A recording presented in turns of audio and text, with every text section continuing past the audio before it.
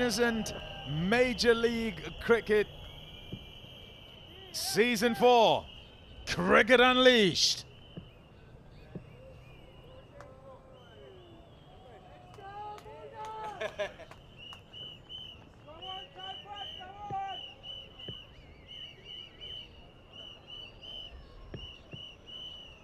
Mulder to Seifert.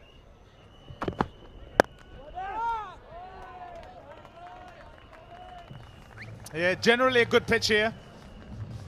Oh, love that. Absolutely love to see youngsters. Get them in early. They start playing the game, and they're the stars of tomorrow. Yeah, absolutely. The future stars of Major League Cricket sitting right there, experiencing the big stage. Oh, and you start off with a no ball. Wiaan Mulder. Not the best start to season 4.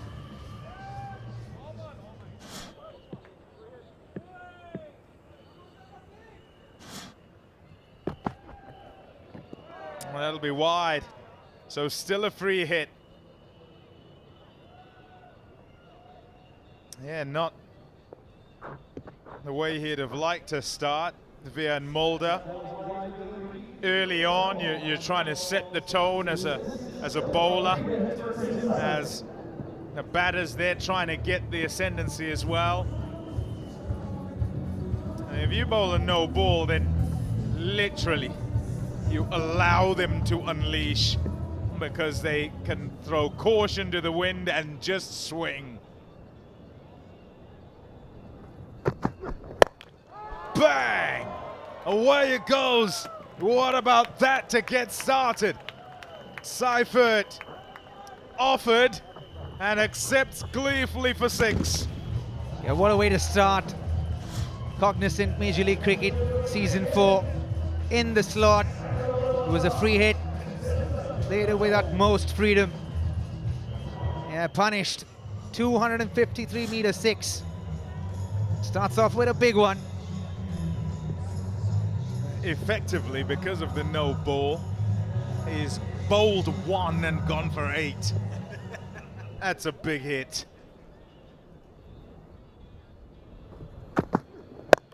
Shot. That's beautiful. I said it was a good pitch. That shows it. Played on the up and away it goes all along the carpet for 4. Yeah, nicely placed. Timing, perfection there. Pitched up. And that side of the pitch, Tommy, there's a little bit of grass on that good length area. It's generally a slightly dry pitch.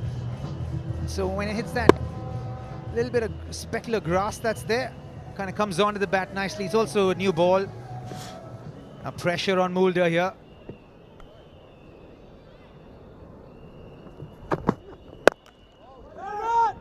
Struck that well too. Yeah, said before, it's a really good pitch here. And speaking about numbers, teams prefer that they will bat second, and so no surprise from Faf du Plessis that he turned up, looked here, home ground for him, and decided that they'll try and have a go with ball in hand first. There's that little bit of extra grass on that side that you were talking about, Robbie. Yeah, absolutely. And that's where Tim Seiferd's batting right now. There is that little extra grass, but on the other side, there isn't any grass. Got a hold of that. 1 bounce and it skims off the turf to go for 4 more. Just the start that the Orcas were after. Seifert providing it. Yeah, he's hitting them well, isn't he? Timing, the execution, got enough elevation on it as well. It's ready for it. Everything right about that shot from the batter. Just the start the Orcas need. Yeah, numbers to think of. So 180 if you're below 180 batting first. Just generally, you're not going to win the game. If you're above, you're in it without being guaranteed of a win. Fielded. Quite fortunate not to go through the field there. And a tough one this for Mulder.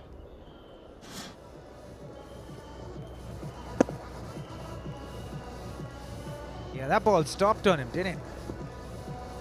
Just a little bit.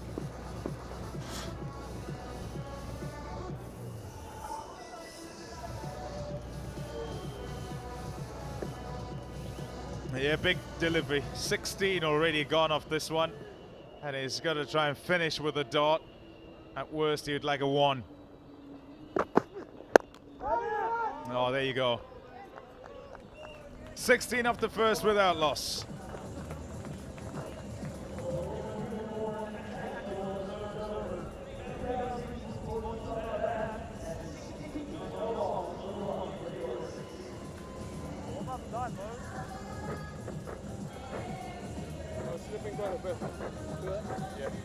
It will be fun had in the stands, no doubt about that. No, that is Pommy. That's Leo. He is the TSK mascot.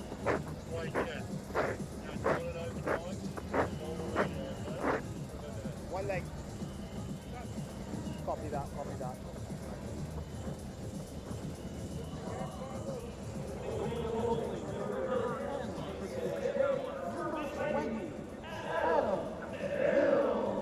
Right arm over. A look at the Texas Super Kings. Correction, the Seattle Orcas. They were asked to bat first after the home captain, Buff Duplessis, won the toss. Marcus Stoinis, who played for the Texas Super Kings, is in the opposition this year. Draft system, they let go players, they retain players, they try and get back players. And so it keeps it interesting, keeps everybody on their toes. Here's Milne.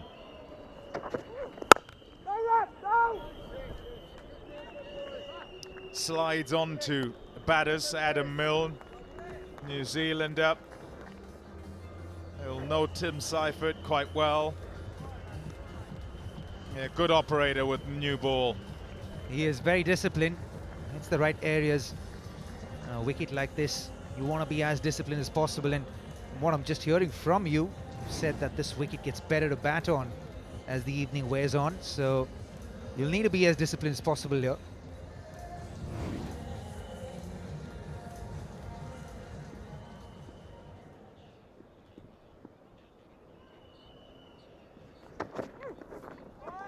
Nicely bowled. Length just pulled back a touch and beats the outside edge.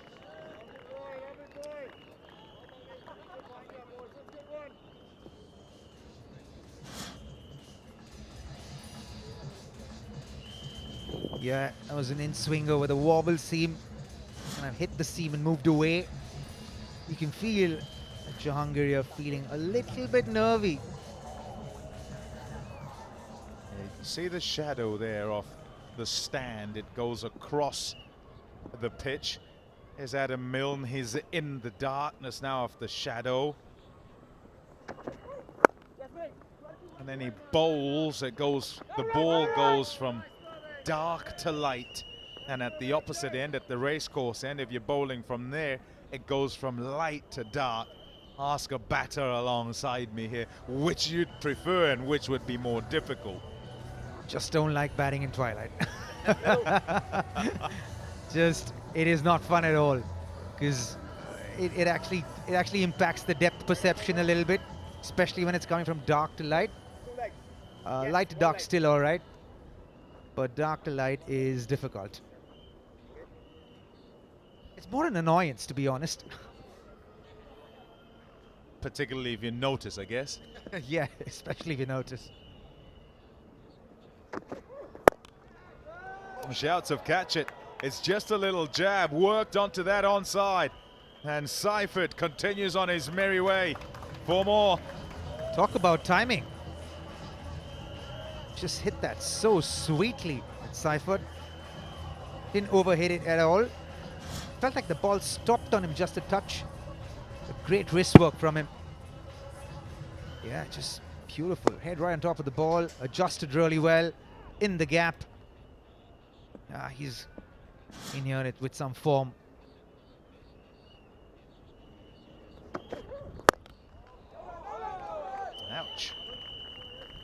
He is timing it. The quirks of cricket is that we're a slave to the elements. We're just talking about shade, light, and nothing we can do about it. So whatever the conditions, it's what you've got to adapt to, the pitch itself and how it plays. You hear Robbie talking about the ball perhaps stopping sometimes, grass on it, no grass on it. There's so many variables in cricket.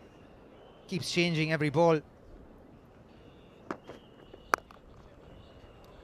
Yeah, man put out there and he pulls the length back because it's too easy off the front foot.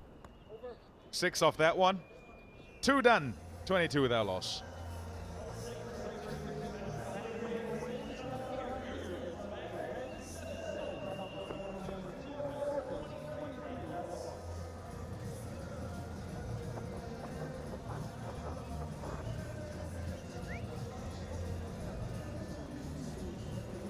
It's a very good start here for the Orcas. 22, no loss in 2 overs.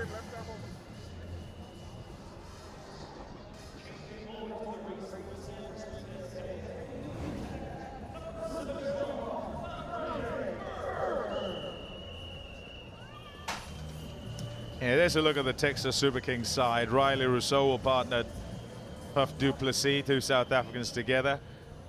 Quite a heavy South African contingent, actually, with Ferreira and Mulder. Berger, who's in now. Seifert will enjoy this. He likes pace, likes the ball coming on to him. And Andre Berger is one of those bowlers here in the Cognizant Major League Cricket who has a lot of wheels. Bowls quick, bowls a hard ball, as we call it, bowls a heavy ball. Economy of 8.8, 12 matches, 12 wickets. Very exciting fast bowler. Oh, wow! That's been moosed! A humongous hit from Tim Seifert. Another 6 to his name. He saw that coming a mile away. He was ready for it. Watch him get ready to play that shot. Head was absolutely still. The absolute right length for him to play that shot. Got that front foot out of the way. Throw his hands into the ball and pummeled it. Second 6 here.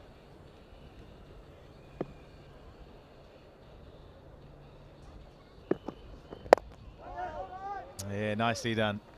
Just gets it out of the eye line a little bit. Takes pace off as well. You have a look at him swing at the ball here in the first over. Absolutely no doubt as to what he's trying to do. You gotta love batting technique now, don't you? It's a lot like baseball now. Get the front foot out of the way and hit as hard as you can when the ball gets in that hitting zone. Exciting to watch. Yeah, boundary count. First 6 overs, power play. Yeah, good comeback this. It's almost like this version of the game was made for this country, isn't it? Into the archives. This is what it did last year. Andre Berger 3 for 10 against the Orcas. It was across at Oakland. He wants to repeat it. 6 off the over so far and looking to come back and strike a blow here. Nicely done. Pace off. Seems to be doing the trick for Andre Berger. Yeah, pace off a little bit. It's almost like a cutter. Not fully off. Pulling those cutters into the wicket. Yeah, that was it. He held that ball right in his hands, didn't he? It's a deceptive cutter. Bringing all of his experience in here.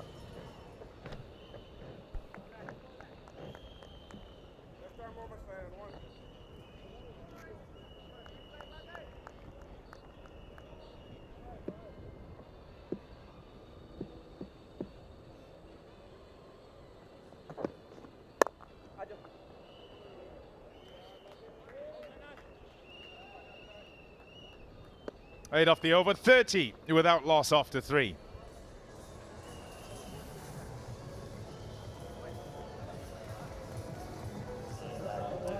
Yeah, always interesting looking into the crowd just to see who's who's supporting who. Flags given out to fans. Sometimes you'll have those with 2 shirts on just so they can cover their bases. Come in the numbers, don't they?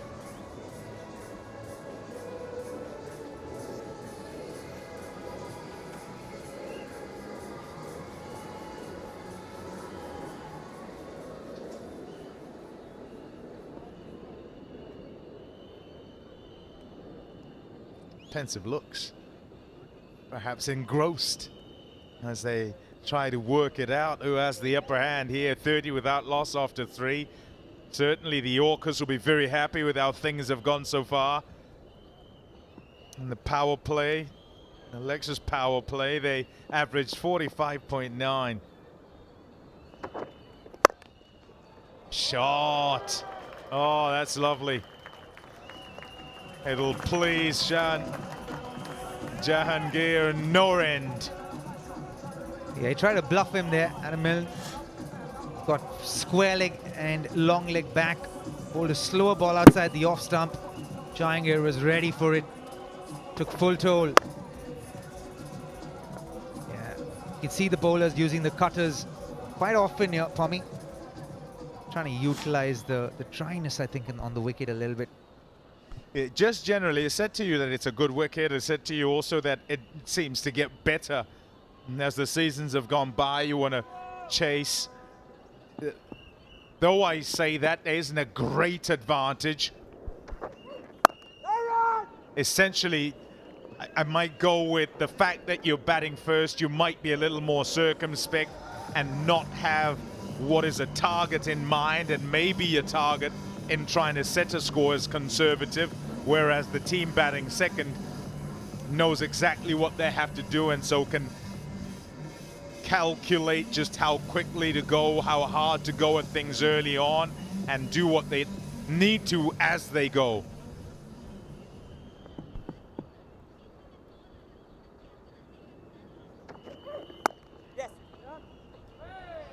Fielded. Yeah, it is a safer option, isn't it? Especially the start of a tournament. You want to get off to a good start, and especially if you know the conditions well, you want to kind of capitalize and maximize the opportunities if you win the toss. And TSK have won the toss and they've played here. This is their home ground. So they know this wicket, they understand the conditions really well. And you can see them utilizing the conditions as well. There's a strong wind that blows from the right of Adam Milne, from which end he's bowling.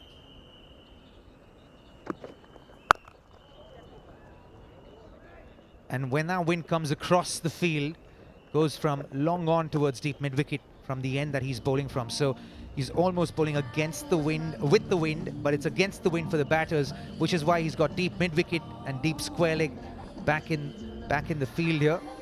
So trying to force the batsman to play against the conditions a little bit.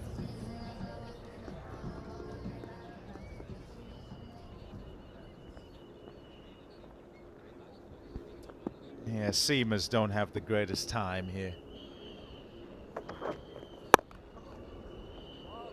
You can expect him to go more back of a length, more short ball, because he's got the field there. He's got the protection there.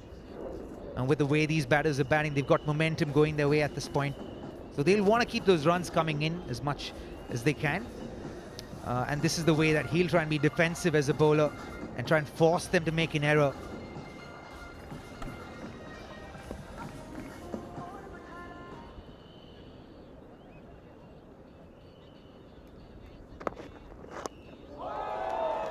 Yes, sir. Oh, so well done. A common shot these days, but it still takes some doing. 6 runs. Finishes the 4th. 43 without loss.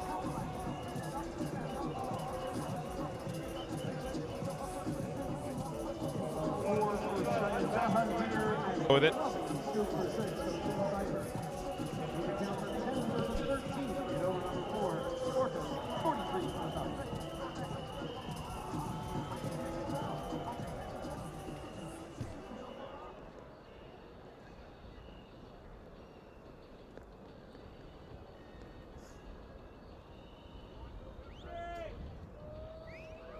43 for none after 4. Hot start for the Seattle Orcas in the Lexus power play.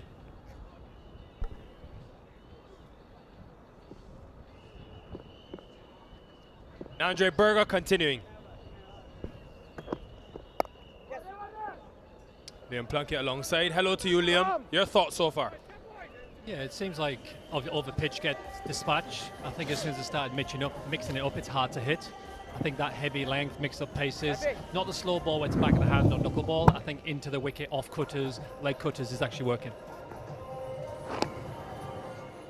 One of the shots he's added to his arsenal in the last 2 to 3 years, Tim Seibert, that's made him so effective in the power play, especially the manipulation. Can ramp both sides.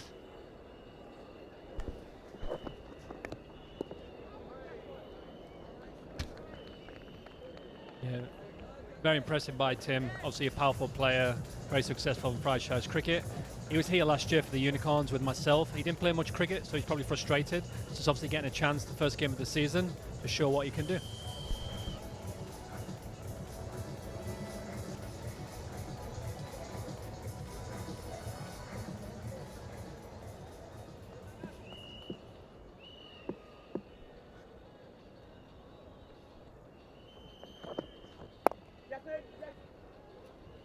Struck at around 150 last year, Jahangir, but even with his starts, never got to 50. So he'll be hoping if he gets out of the power play, he can get a lot deeper. But a remotely speedy delivery, we'll be hoping to see many more of these. Close to 90 mile per hour mark. Got up there, Liam. You got up there sometimes. Back in the day I did. Not the last 7 years I didn't.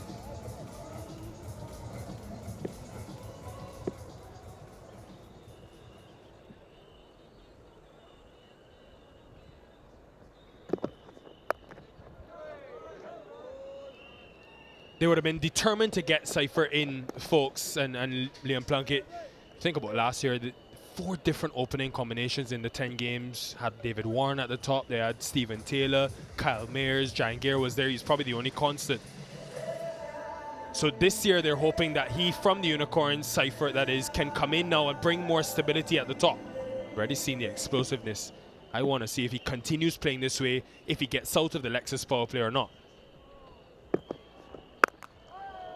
Again into the pitch, this time though on top of the bounce. Yeah, I think it's a great combination. You've got Tim, who's successful, and Sheehan, who's played for USA now, a lot of experience. Played a lot for the Orcas, very successful here in minor league cricket. So I think it's a great opening combination. I think they'll suit each other very well. 118 kilometers per hour at that time, so there's that pace-off option you speak of. I think he just got the length a little bit wrong. It's that in between, it's sit up and it's there to get smacked. Just a little bit fuller, heavy length, slow ball, probably a better option. Deep point, deep square. Again, subtle change of pace that Cypher misses out on. 48 for none, 1 over in the power play left.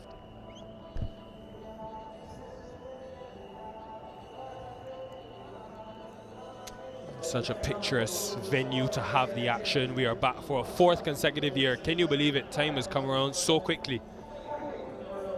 You think about all of the sporting action going on in the country. Exciting time to be in the United States. Yeah, absolutely. England played last night. Right arm over, Cheyenne. Plenty of action for Texas people to enjoy, Liam. Absolutely. The Rangers are playing twice this week, but big result last night for England in the World Cup. A 4-2 win against Croatia. So I was happily watched a little bit of that. But we've got this tonight, which is a bigger game. Cricket lovers will be watching from various parts of the world. It is Cognizant MLC for a 4th year. This man, though, into his 1st. Ashley De Silva from Colombo in Sri Lanka. All-rounder, recently moving to the United States. Final over of the power play. Immediately getting some skid. May have just surprised Jahangir. Yeah, I think there's obviously, I'm not seeing too much of him ball, to be honest with you. A little bit smaller in stature. I think he might skid it on like that ball showed. So it might be harder to hit. I think his variation stump to stump would be difficult to get away. Obviously the field's spread now. He's going to be using that long boundary as an advantage. So it's a nice time to bowl. I love to bowl him this time. almost doing something similar to you as well, that hitting the deck type of delivery. And you look at this lineup, they've not played Akil Hossein or Maharaj this evening, the Super Kings, so may rely on guys like him, like Shubham Ranjani, who can also come in and hit the pitch later on as they go into the middle. A little wayward down leg side, maybe a little bit of nerves, but he's very skiddy. Attacks the pitch, looking for LBWs. To your point, also, you've got Stoinis. Who's going to come in the second half. Is very useful, very similar bowler. Stump to stump, trying to hit the knee roll. I think that's the most successful bowlers out here. This is the good time to bowl the ball into the pitch. Heavy cutters, slow ball bouncers, and obviously try and get the man out there to catch that ball. For our newer viewers, only 2 fielders allowed outside that 30-yard circle. Short ball again that just maybe kicks off the surface. Remitly speedy delivery from De Silva. I think the Orcas are going to be very, very happy with this start. That first over was deadly from Tim. Obviously plenty of runs on the board. They can kind of settle in now. Look for singles, look for twos, smack the bad ball. I think they're very, very happy with this start. So the way he just ambled in, Liam, I wasn't expecting him to get up to that 85-mile-per-hour mark, but definitely can surprise you. Still the deep square. This time pace off. Nice change of pace.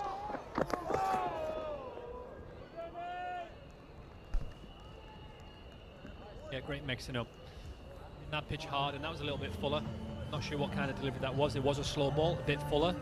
A quick single, not the best run. Chance of a run out, but they made that single.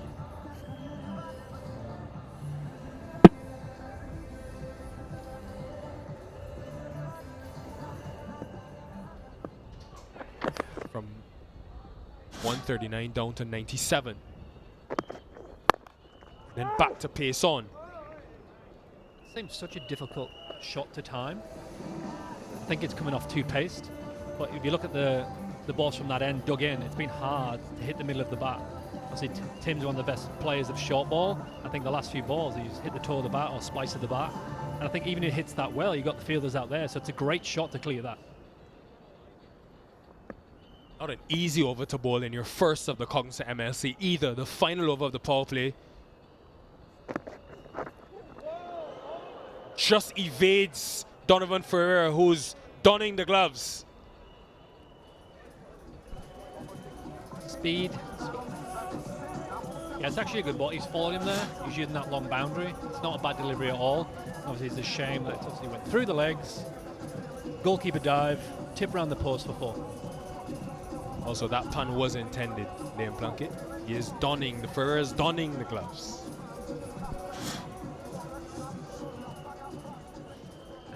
Way over my head, mate. Final ball of the Lexus power play. We'll be pleased with this start, the Seattle Orcas. Good over though from De Silva, 57 for none.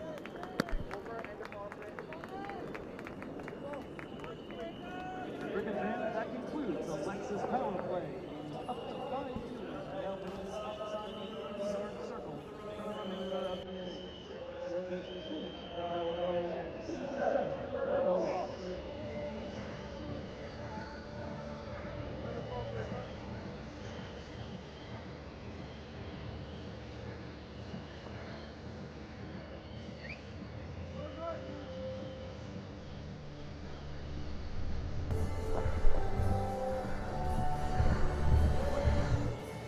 The Lion, but he's brought other Lions with him. It's not just Leon. We also sit here and look at the 3 Lions. My man in the cowboy hat, I thought you were coming here straight from Texas. He's not. Where are you coming from? We're all the way from London. All the way from London. And why are you in Texas? We're in Texas for the World Cup. England played Croatia yesterday, and we're here until July. Good result for you guys there, wasn't it? Fantastic result. Harry Kane's our striker, and he's going to make us lift the World Cup. And so what got you here to cricket now? You went to the World Cup. Now you're here in Grand Prairie. We just saw today that there was cricket on. Didn't really know you all were into cricket. It was the place to be, surely. He's the place to be. That's exactly right here in 2026. Now, I see you guys got a lot of flags, and it might be some bias because Leon's behind you. Who are we rooting for? We wanted to back the home team, but I think the Seattle Orcas are my guys. Uh-oh. Uh-oh. Leon's not happy. Leon is unhappy. I mean, he should be unhappy with his team. Oh, he's throwing shade already. His first cricket game, and the Brits are throwing shade. I don't know what to tell you. So Seattle's going to win it. I mean, it's looking good, isn't it? I mean, I might get mauled by the Lion, but I think they'll win. All right, Alex. Well, he says Seattle's going to win. I think Leon might bite his head off when we come back to you guys upstairs. Thank you very much. Aman Patel and Leon. There's the ramp again. So crafty. Even Faf du Plessis admires it. An amazing shot. I'm not sure what the bowling tactic is here. I think he's going death early with that field on the offside out. Sort of deep third man point, deep extra cover, mid off back. So he's obviously going wide and full. It's quite hard to bowl with that field in this situation because the Orcas are not looking to take boundaries down unless obviously the man Tim is deadly with that. It's an easy option to hit 1s and 2s and keep the scoreboard ticking.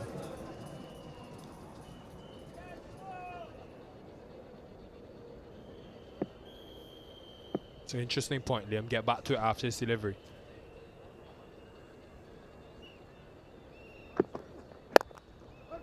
And Mulder's also around the wicket, folks, which sometimes can be almost unorthodox for a right arm pacer. And one thing to keep an eye on as we watch today's game, and even the tournament, there's an 11-meter difference in boundary size. I have to get the feet measurement as well for you, for our American viewers. But left of your screen, folks, it is an enormous boundary. And hence why Mulder is trying to force the two right-handers to hit the ball on that side of the ground. It looks like they've got a plan, but obviously round, obviously to Tim, Seifert, and now they're going back over to Angani, Jahan. And I think it's not a great option going round. I think he's lost with what he's doing because he struggled that first over. He's under the pump. But it's obviously a tactic that the team have worked with. But I don't think it's the best one. Sorry.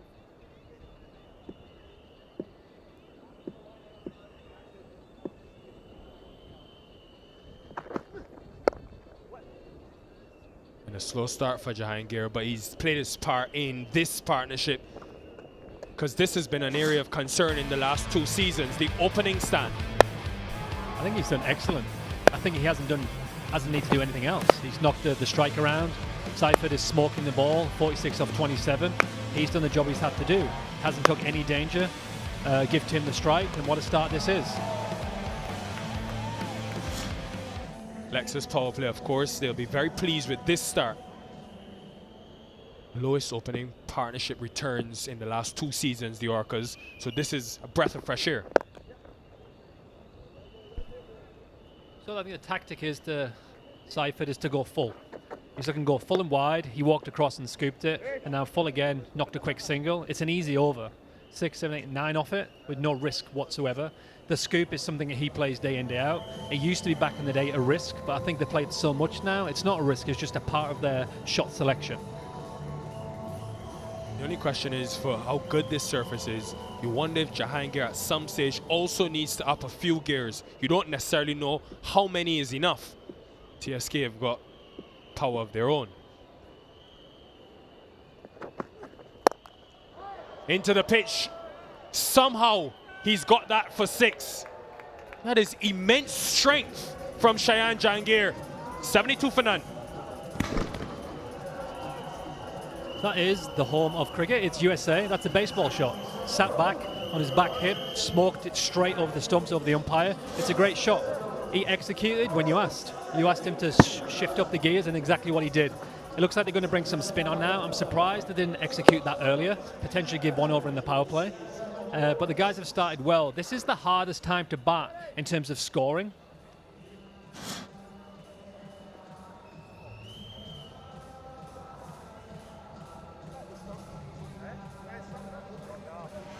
Excellent start from the Seattle Orcas, who, remember, have never won this competition. Didn't make the playoffs for the last 2 seasons. Ever since that first over when Seifert took Mulder down 16 in that first over. They've continued in a similar rhythm. So challenge now for Faf, who doesn't have Noor Ahmad this season, doesn't have Aki Hossain in his 11 today. So them took 25 wickets last year. So this man is going to lead the spin threat. 3 games for Mohsin a season ago was expensive. Very crafty bowler. I think he's very skillful. Bowls a lot of googlies. I think he bowled a lot of googlies to this field. We just mentioned it in the previous overs with the fast bowlers. Maybe into the stumps, into the pads, and use that long boundary. But he is very savvy, and he can pick up wickets. They need to break this partnership up. 15 wickets in his first 2 years, Mohamed Mohsin, and then just 2 last season. You think because Nur Ahmed was here and the amount of overseas options they had, he found it hard to break in. This year, however, he's got a massive role, especially as that wrist spin enforcer in the middle. What an opportunity. What an opportunity to be the main spin bowler for Texas.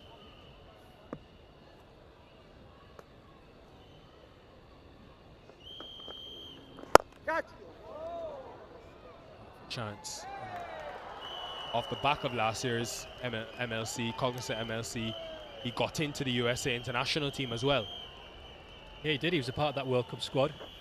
They played some amazing cricket over there, very tight with India, a tough game against Pakistan. But he's very skillful, played a lot of cricket, as I said earlier, very savvy, and I think they could do with him breaking this partnership. Obviously, Seattle have got a powerhouse middle order, but these guys are flying right now. He's got a great leader as well, Liam Plunkett. One of the things Nur Ahmed has talked about around the world has been how Faf du Plessis' attacking leadership has helped the bowler he is. So you think for Mohsin that will benefit him?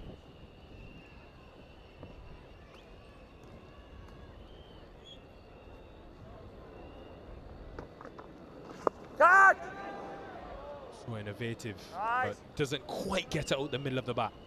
Yeah, to your point, Faf's played enough cricket. He doesn't really get flustered. He's been in many of these situations where he's won games from here, he's lost games from here. He knows the game. The game can change very quickly. He could pick up 2 quick wickets here and the game changes. Down.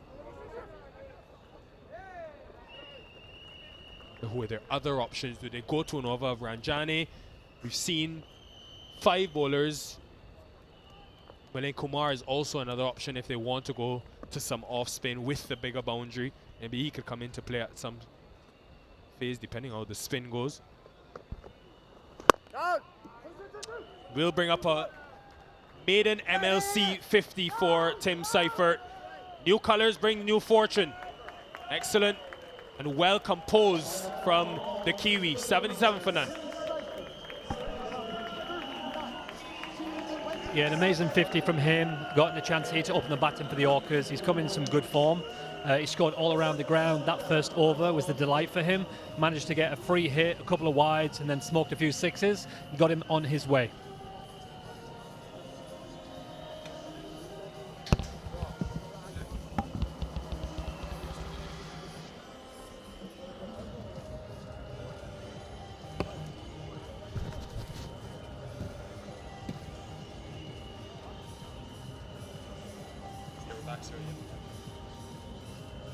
Well, one thing that Texas does in spades is these sunsets. Not many more beautiful cricket grounds around the world than this beautiful facility, the Grand Prairie Stadium. Every inch of it is bathed in a golden hue right now, as we've got an excellent start from the Orcas. Talk of a reset year for them.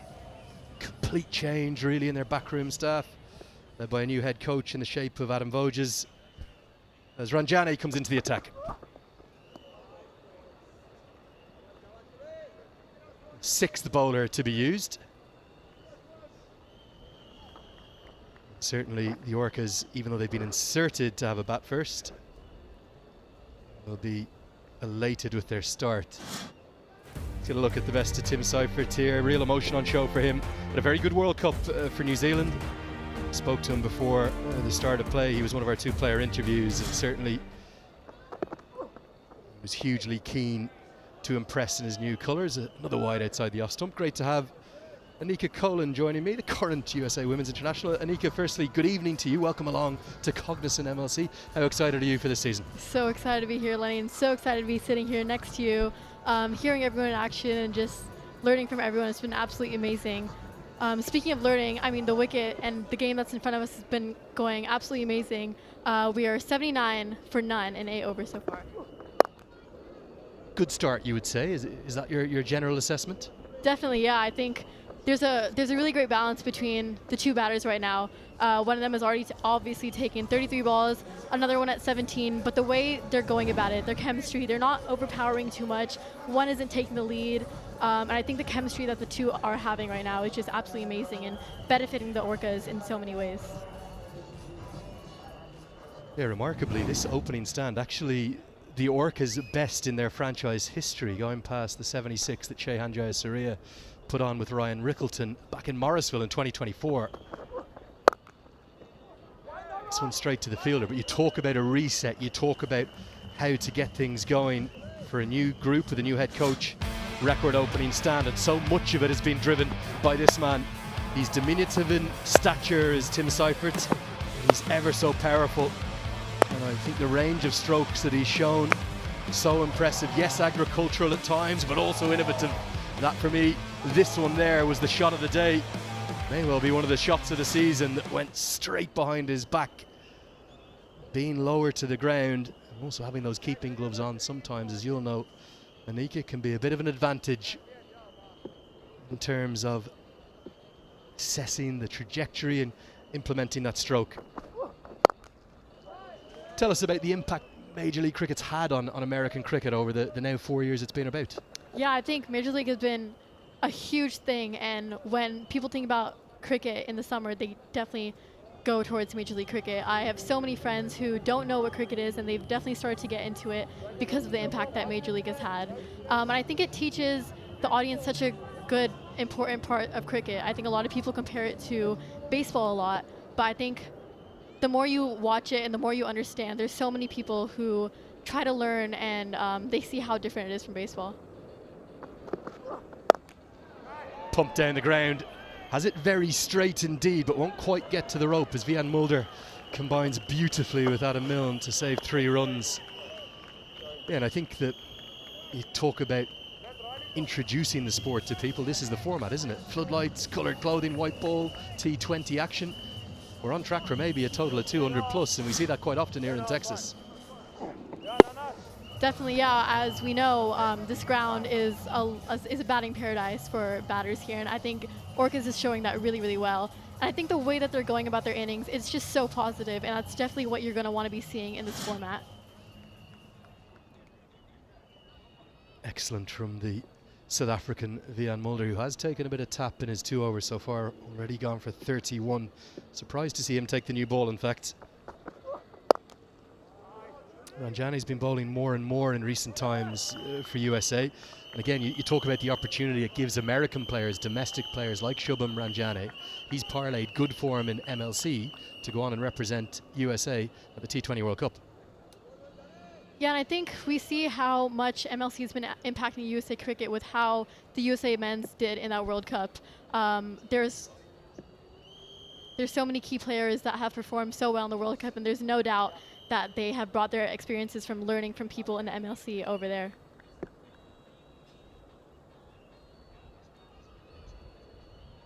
You can see the game plan from Ranjani, get it full and wide and straight. It's been effective, just 6 from the over, 83 for none. Yeah, 34 matches we're going to have this season. And the Texas Super Kings, so often really the bridesmaid of this competition.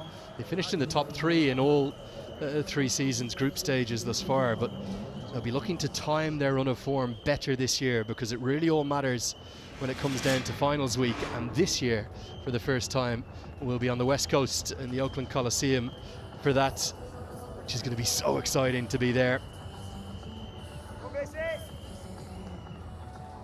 Seifert, who has done the bulk of the run scoring, will be looking to try and help guide the Orcas to a maiden grand final themselves, as Mohammed Mohsen will continue. Great to see the youngsters in as well, Anika. Young cricketers from every corner of the country getting the chance to see MLC live and in person. Mohammed Mohsen, another who probably without Major League Cricket would never have got his opportunity, even though he's not happy with the wide here, to play for the United States of America. Yeah, definitely. I mean, going back to what I said earlier, MLC has just made such a big impact, and you can go on and on about that.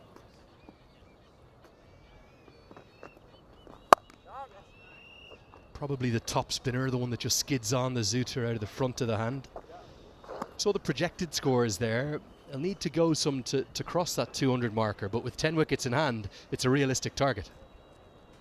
Yeah, definitely. In the way these opener batters are going, I think there's no doubt that Orcas is going to cross that 200 mark.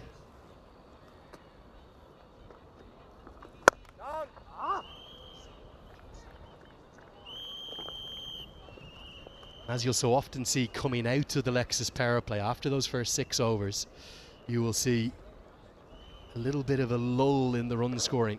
But with 10 wickets in hand, you want to continue to work it around.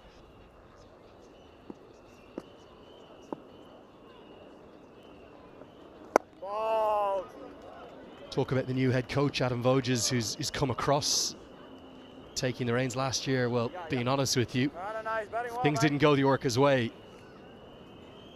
They played their first 6, they lost their first 6, but look at the support that Adam Voges has.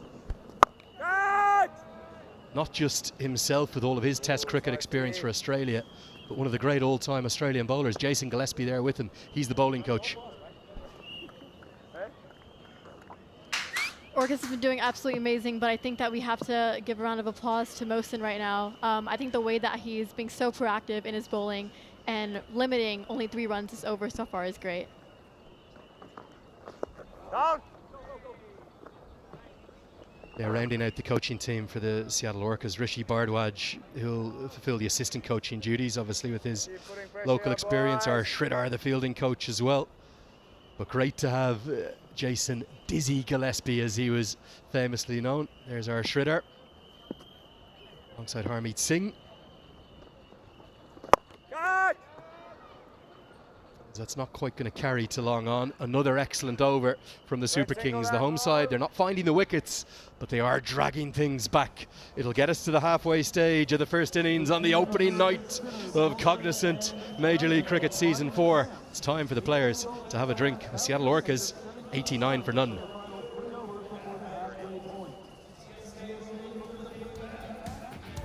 So Anika, give us a sense as to the discussions now.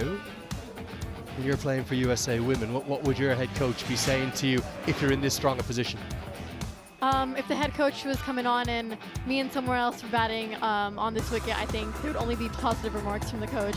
To have such a great score at the 10 mark with absolutely no wickets to fall and such positive cricket going on, I think the coach would be really, really pleased, and I think he would definitely be telling us to push on in this next 10. Shehan Jayasuriya, one of the reserve players for the day. Let's get a look at the best of this first 10 innings. Well, it started with a bang, didn't it? A no ball followed by a wide and a free hit that was clobbered down the ground. And then Seifert really started to find his range. You won't see a lot of Shehan Jahangir in this package because it's been the Kiwi that's mainly dominated it, although Jahangir did get that one maximum down the ground. That was the landmark, the first 50, I suspect the first 50 of many for Season 4 of Cognizant.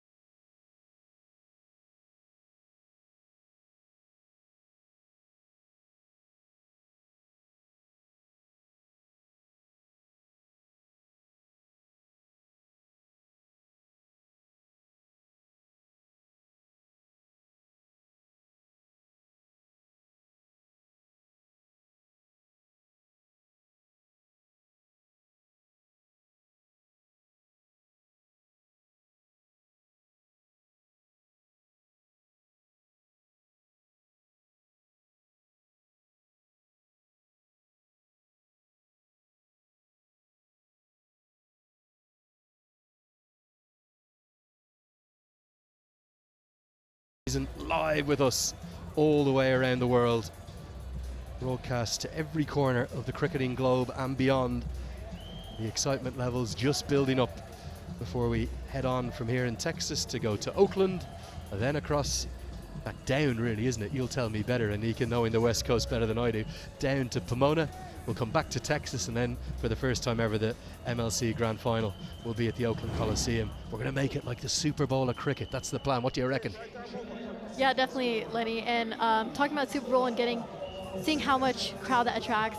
If you look around the stadium right now, there's so many more people pulling in. I think for the next 10 overs of this first innings, I think that's a perfect time for them to be coming in and seeing a lot more action, seeing what the batters are going to be doing after they had a quick chat with their team, and seeing where they go from here. Yeah, spot on. If you're in Texas, if you're in Oakland, or if you're in Los Angeles or Pomona, come along and enjoy Major League Cricket in person. There's nothing quite like it. Going to be Amshi De Silva for his second over. I thought he was really impressive with his first. He's a little faster than he looks. It definitely has surprised the two batters. But Jahangir has now got his pace and picks that up extravagantly. An extraordinary stroke. I think it may well have gone all the way for 6. It has. Brilliant batting. And the crowd sure loves that. I see a bunch of green flags and the fireworks just went off. Definitely those plans that we just talked about, Orcas definitely initiated those. Look at the innovation.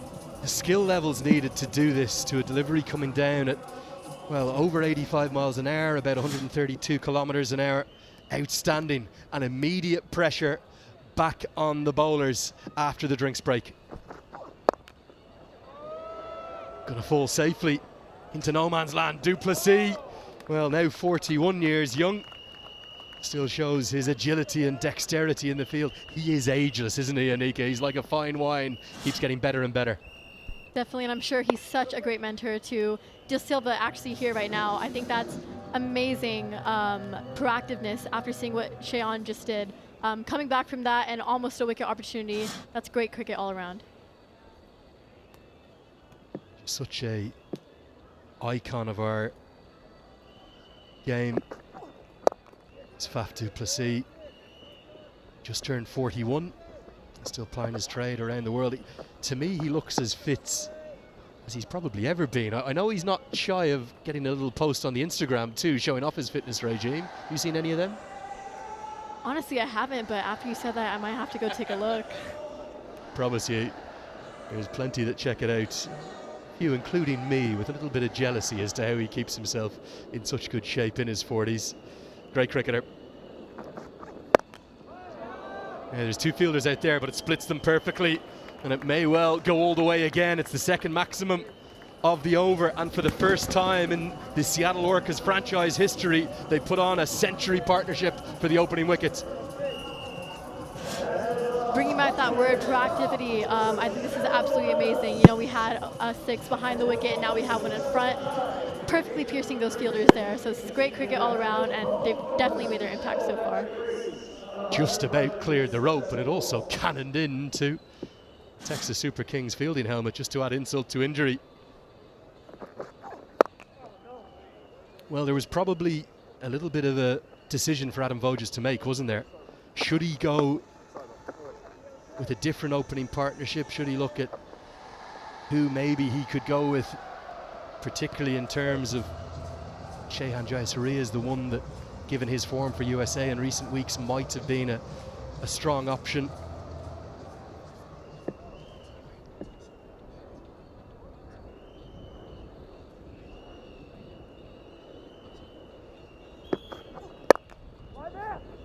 Great diving stop. They will get through for the single, but that's probably 3 runs saved. End of the 11th, 105 for none. You talk about that recent form that Shehan Jayasuriya has had, that century up in King City in Canada. Did you expect him to be in the 11? Definitely. I mean, even in the ILT20 in Canada, and even for Orcas, he's just been a huge part of this team, leading there, up there in the front, and obviously having a great chemistry with his partner on the other end.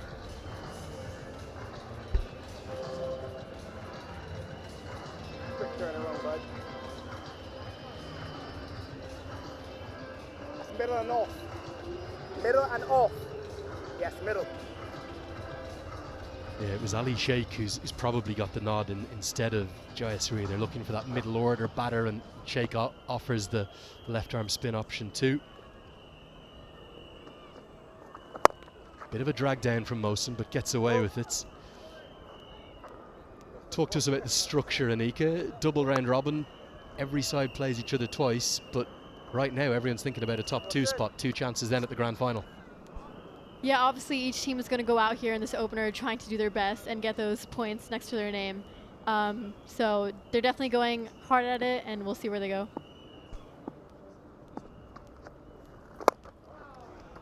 TJ Saria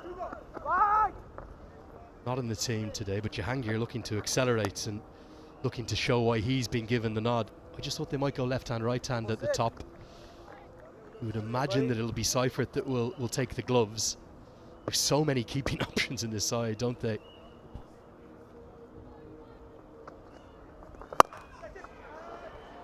Finds the gap and finds it ever so well. 1 bounce and 4 more. This opening partnership continues to grow. In fact, it's going to carry. It's not going to carry all the way, I don't think, because the umpire is signaling 4. I think it's going to be 1 bounce and 4. Good batting.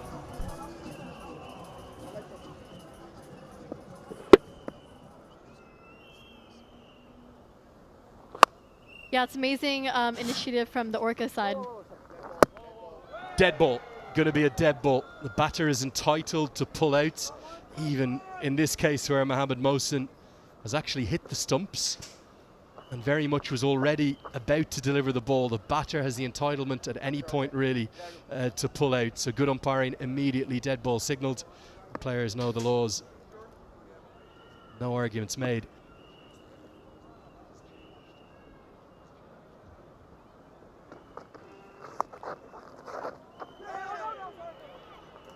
Bit of a mix-up.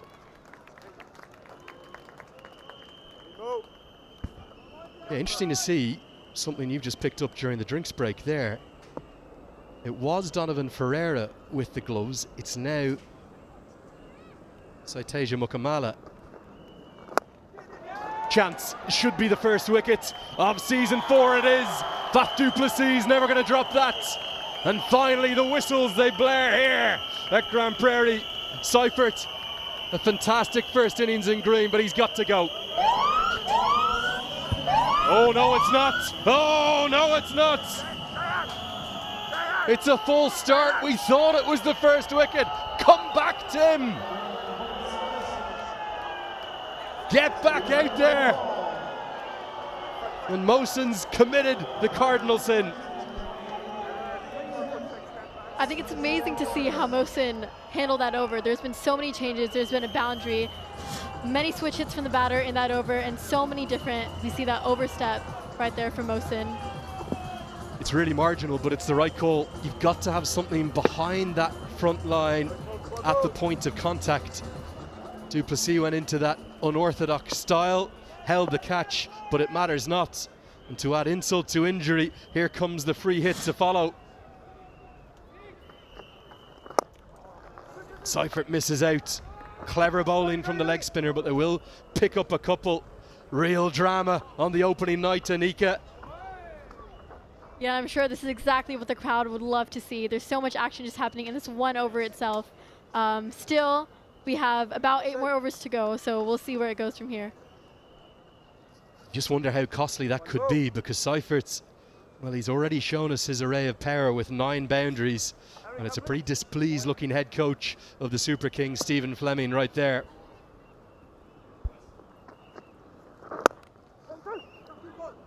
Should just be a single to close out the 12th over. It's 115 for none.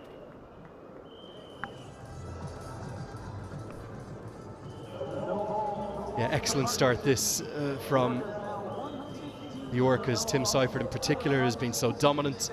Shaihan Jahangir is starting to warm to his task.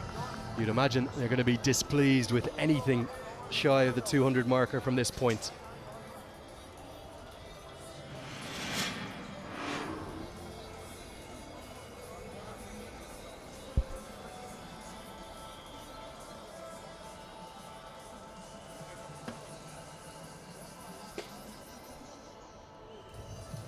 Well, it's going rather swimmingly here for the Orcas.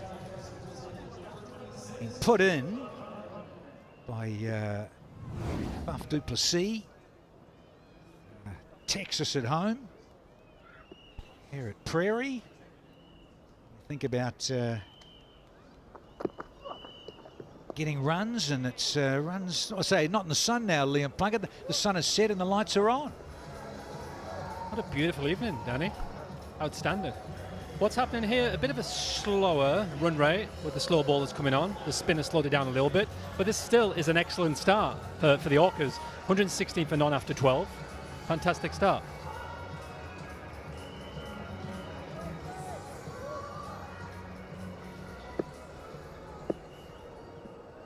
Yeah, Seifert, Jahinga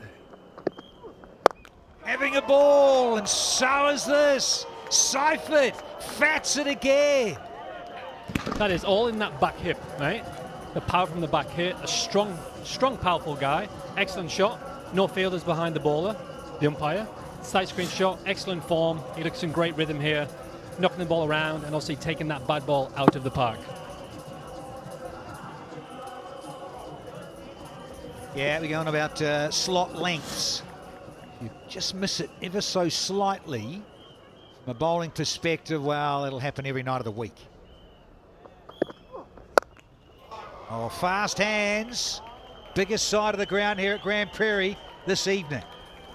What he does really well is swings himself off his feet. He throws the kitchen sink at it. The balls are a bit stuck here. They're not sure where to bowl. What field have you got? How are you going to execute? How many times have you hit the top of the stumps? I know it's basic and it's old school test match length, but it does work here. If you look at the stats, if we go back and look at that, how many times have we hit the top of the barrels? I think there's still enough up and down bounce to attack that stumps. Yeah, I'm about to ask you, Liam Plunkett. I'm just seeing Rajani going to come round, but yeah, as soon as that ball gets outside the power play and it just gets that little bit older, and then you start having to bring your bag of tricks out. Yeah, I think so. Now's the time. The ball's a little bit older. Last year playing in this competition, this was the hardest time to score. But I think you have to be not too predictable, but I think you still have to smash the length. The slow ball is not too short, not too full. Still crack that pitch with a cutter, the slow balls. That's not from me, but when I look at the successful bowlers here, that's what they do. They go away, cross seam, wobble seam, use the boundaries, use that long side. The have went wide, but it's just a bit too half volleyish, and the batsman can reach.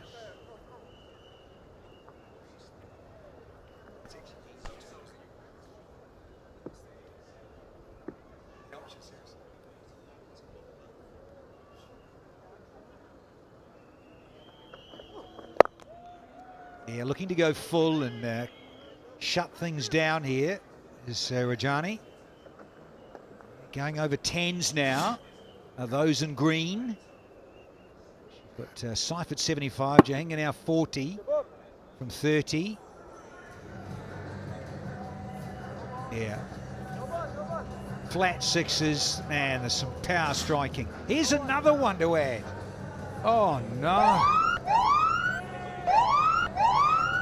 A back foot no ball, just transgressing the outer line. You don't see many of them. You don't see many of a back foot no ball. Obviously really wide on that crease.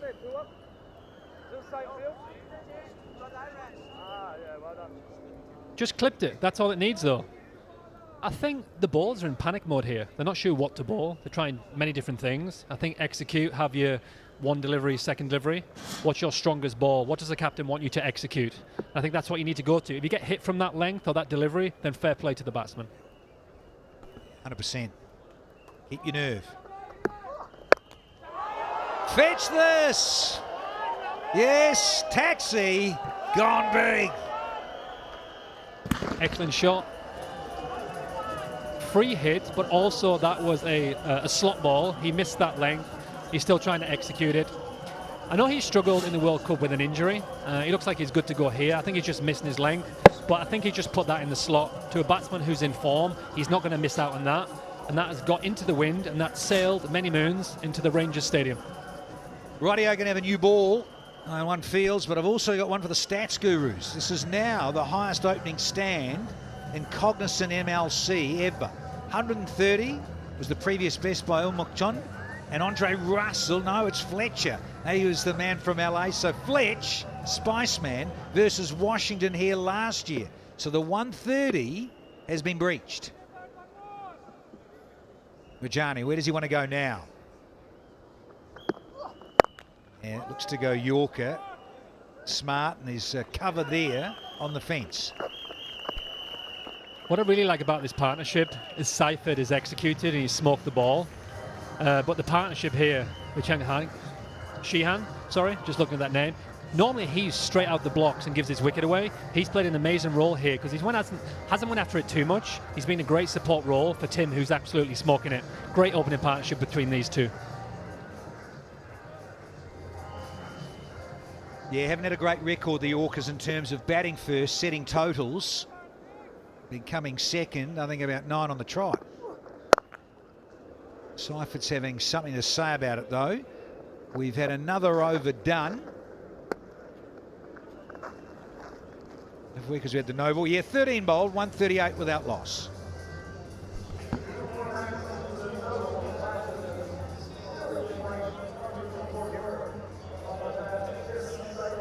They were happier dugout, those for sure.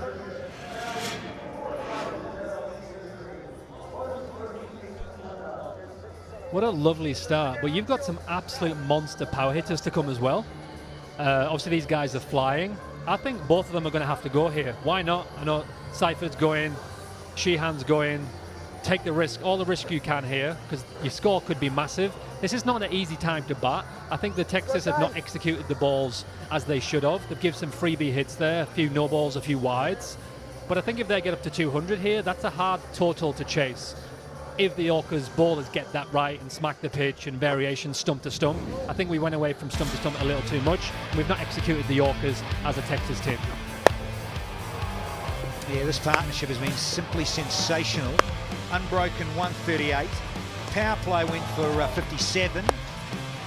Between thinking about this going everywhere, Seifert and Jahinga. Confidence growing all the time. Yeah, I mentioned that stat. Only won once batting first and have lost their last 9. So the Orcas here trying to turn things around in season 4. And that's not a great start here from most.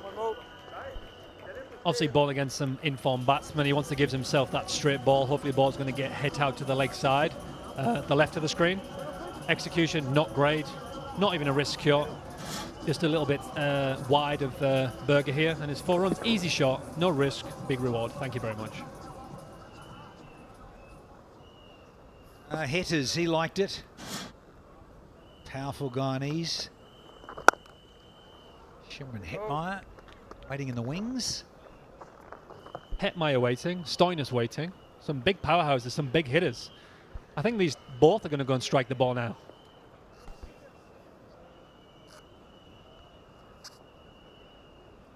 Oh, we do love a drone cam. Very blessed here with stunning sunsets.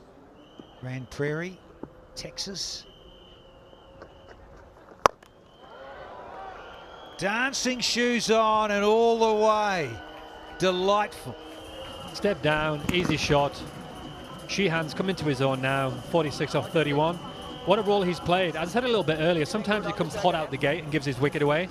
I don't think he's had a 50, if I'm correct with that. He's had plenty of 40s. Playing a fantastic role here. Great shot, down the wicket, slapped over, long on, great shot.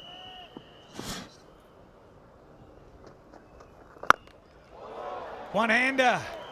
There's that 50, Liam Plunkett. Didn't quite get all of it, but got enough of it. He didn't need to. It was a one-handed slap shot. Great shot.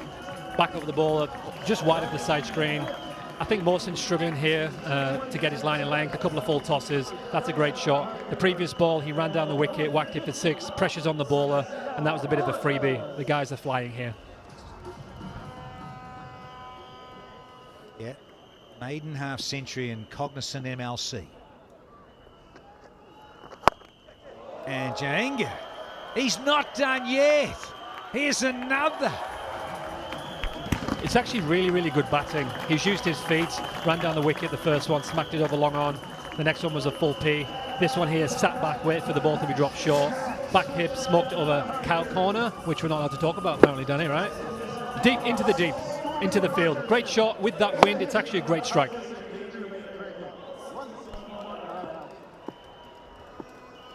Change of angle now from Mosen under the pump.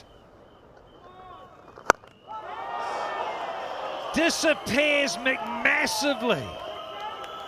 Holy schmoly. Cognizant MLC sixer if there ever was. What a magnificent over this has been for the Orcas. Also, it's a no ball.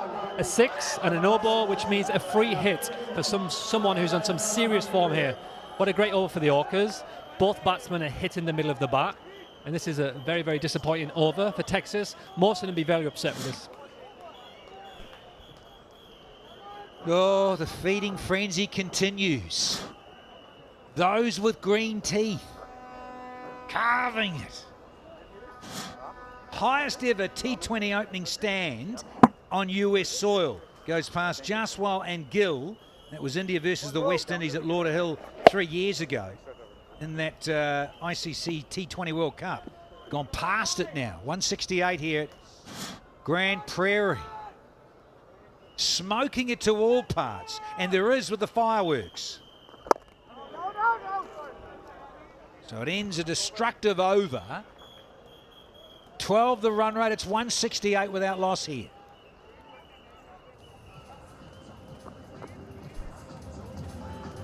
That was the first ball there that he bowled wide of off stump. And it was hard to hit. There's not much pace on it, which forced the batsman to extend his arms.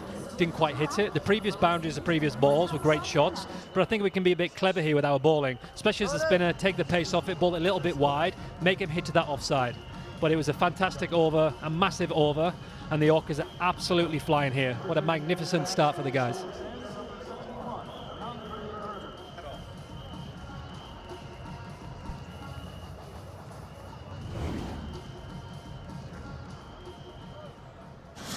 Thank you, Nickel. 30 off the last over. It's disappearing everywhere. So excited. Cognizant MLC Maxi, 88 metres. Oh, no wonder we're going through a box of balls, Liam. Time for burger and fries. Stop it. It's a lovely start here. Bit of a mix-up, bit of pace off, a bit wide, make the batsman reach for it. You've got to use that long boundary. To your point, they've been serving up plenty of that, mate. Plenty of that. It's been a bit of a disappointing start, but also hats off to the batsmen. They've hit the form beautifully here. First game, bit of pressure, being put into bat. Outstanding. Shaihan, absolutely amazing. Anchor roll, knocked it around, hit the odd boundary, and when it was time to go, he's definitely gone. First 50, and he looks in magnificent form. Beautiful.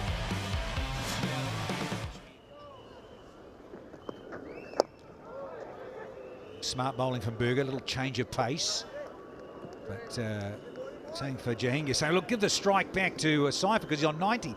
Well, he's going at 180, is Jahangir. Absolutely stunning. 7 sixes, 1 4 is really going for it. Question. How many bounces have been bowled today? We've had a few slow ball bounces, but how many sniffs have we had? How many balls have we had threatening the batsman up top? Not too many, right? See Milne, Berger. Have a look at it. It's not an easy shot to hit. Yeah, do love a quick bowler checking out a sniff ball. Rightio, let's go silent. Aman, where are you? Danny, I think I've got the best seat in the house because I'm watching some cricket. I've got some soccer on with me, and I got fans all around me who are enjoying this lovely view. I want to start to my man to my right. Gudun, you've brought your work colleagues here, but you've been to Major League before. I've been to matches every single year, finals typically. And who are we rooting for? We Texas homegrown? I wish I had a better answer for you. I just want the Indian players to do well. That's really my end-all, be-all.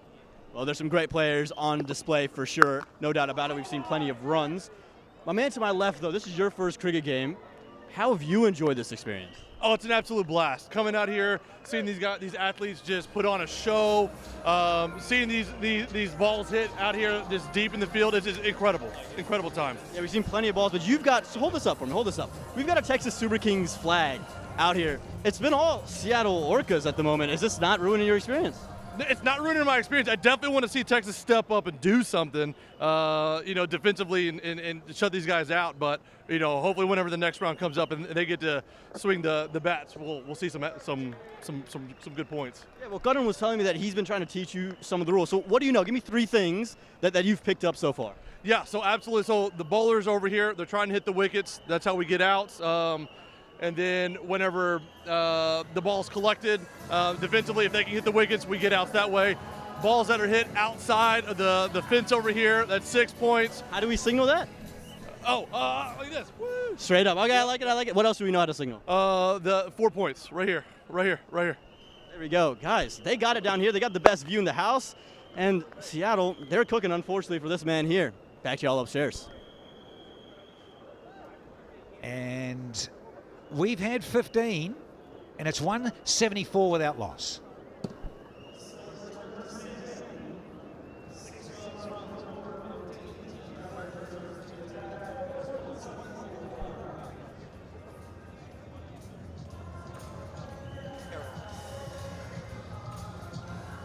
That was a better over.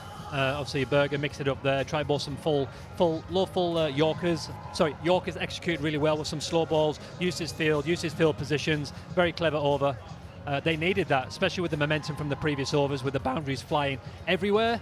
That was a good over, good tight over, and hopefully they can continue that momentum and obviously close out with the last 5 with not too much damage.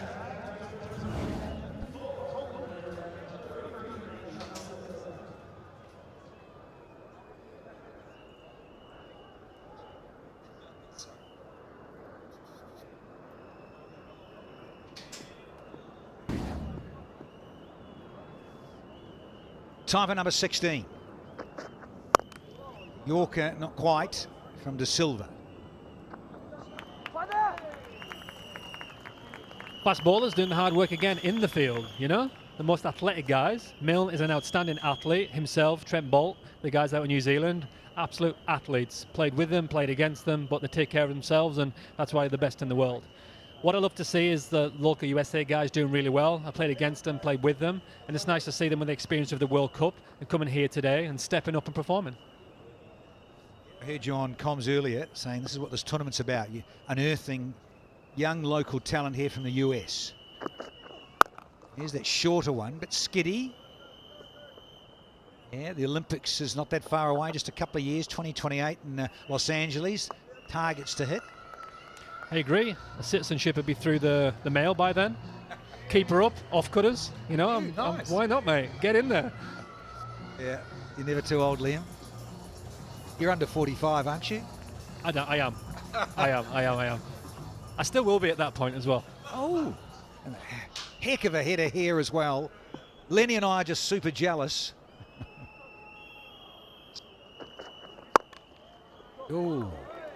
I think the key is good conditioner, but it's just for men, and it's brilliant. Good start here, good tight over, good start to the over. Skiddy bowler, the ball's a little bit older, hitting that length could be hard to get under. I think he needs to stick with that leg side field, some heavy cutters, hitting the pads. It's going to be hard to get under the skiddy delivery. I don't like hitting the balls too straight here because it's just a punch over the stumps. It's a lovely start to the over though. Yeah, just 3 singles. Good work from De Silva. Considering carnage that's been happening. Mentioned a little bit earlier, he's actually quicker than he looks. He hustles in. I think his action is also quick, and he releases it quick. It's onto the batsman quicker than you think, and sometimes early on if you come in with a wicket down, it's hard to face that. Thankfully for the Orcas, these batsmen are pumping it everywhere, and they're seeing the ball as big as a beach ball. Do with a double wicket here. Kings it is. The scoop has done the trick. Just shows you how quick this outfield is. When it rains, it pours. Miss hit. All you need is a deflection with that skiddy ball, that skiddy length. A little reverse scoop paddle, shovel, whatever that was. But it's 4 runs. Yeah, look at it. Ah, brilliant. The modern era with batters these days.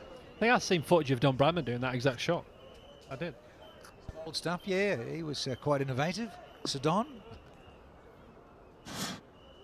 Yeah, tough gig for bowlers. 1 to go on the 16th, and it's pretty good over so far. Only 8 from. Dots are gold. So 8 off the 16th, and the Orcas are 182 without loss.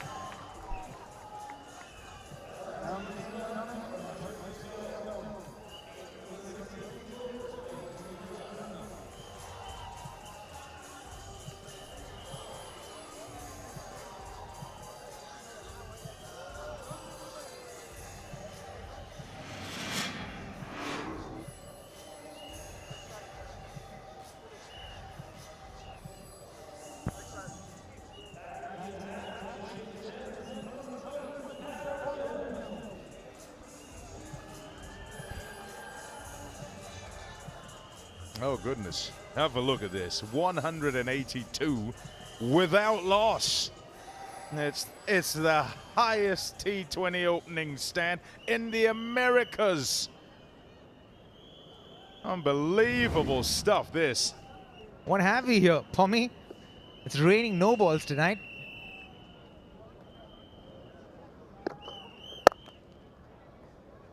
Yeah, banged away. It'll just be a single. Doing it nicely here, the Seattle Orcas. They needed much better batting this season, and this is a quite fantastic start. You know, the Super Kings must be ruining the fact that they haven't bowled or they haven't played.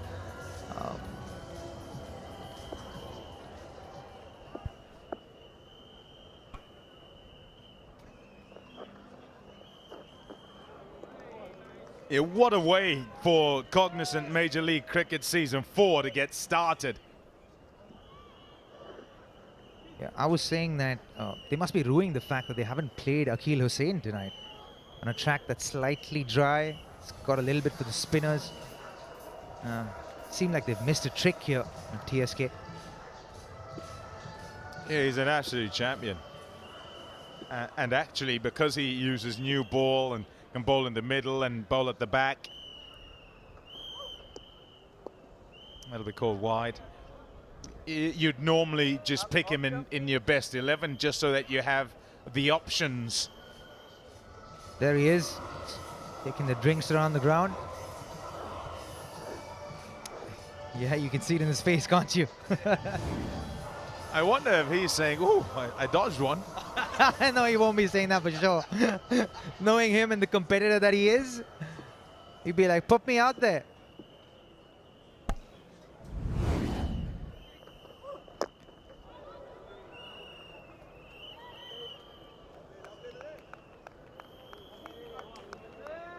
.4 overs to go. What do you reckon, Pommy? 184. Think it's a 230 score? 240 is what I have in my head. If someone can get away, whoever comes in, you just think they'll have the license. It's obviously quite difficult to maintain a rate that's quite high because it's already going so well.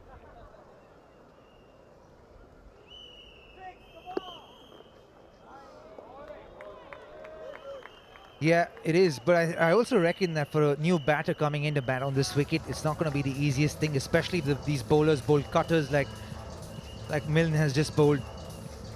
Yeah, and something that I sometimes try and throw into the equation is bowlers failing to pull things back, where it just is too far gone sometimes, and they're busy kind of more thinking about how can we get off the park here. Yeah, you can feel it, can't you?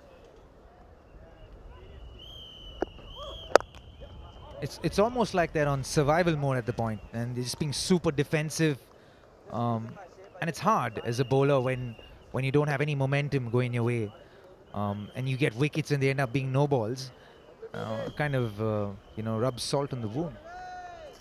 And yet, have nobody to blame but yourself. They're controllables, and keep your foot behind the line is one of them. Every single one of the bowlers who have transgressed will feel horrible about that.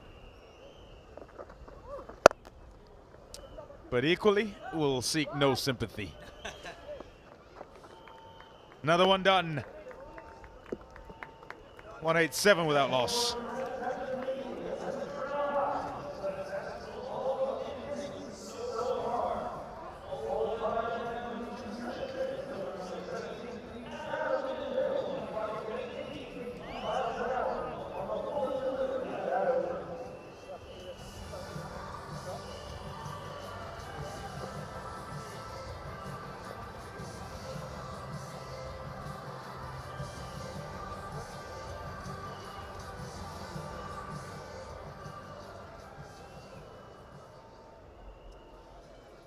Here we are then at Grand Prairie Stadium and kicking off season number 4 of Cognizant MLC.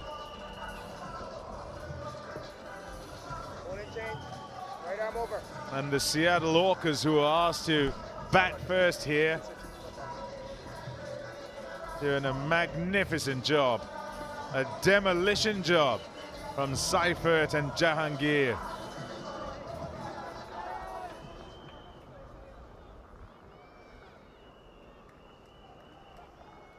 Kitchen sink time now, Pommers. Oh, it's been kitchen sink from the beginning. It has. It's the whole kitchen now. There you go. Whatever is in there. Top edge, and away it goes for 4 more. Runs keep on flowing. When it rains, it pours. And the Super Kings find themselves in the receiving end tonight. Jahangir, only augurs well for him to throw the bat at every ball that comes his way at this point in time. I have to say that De Silva has been the skiddiest of the bowlers for TSK tonight. Ball's coming on the bat from him. Edge, something on that. Finally the breakthrough. We're waiting, we'll wait and hear whether there'll be that dreaded noise. I don't think so. The youngster's done it. Yeah, don't celebrate yet. Just give this 10 seconds. Yeah, okay, we're sure now. He's gone. Jahangir just getting a slight little edge on that one. Yeah, a feather. It's a nice catch from Mukamala. The first wicket for TSK this season, and the first for De Silva. 78 the Shah and Jahangir go for, just 47 deliveries. 191 for 1.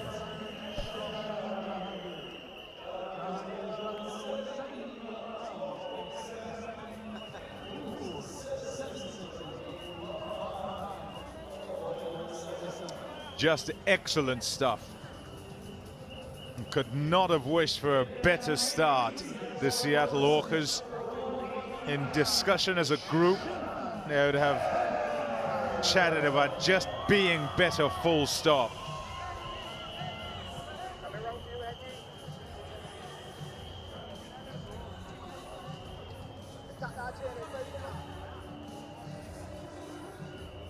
$191 for 1.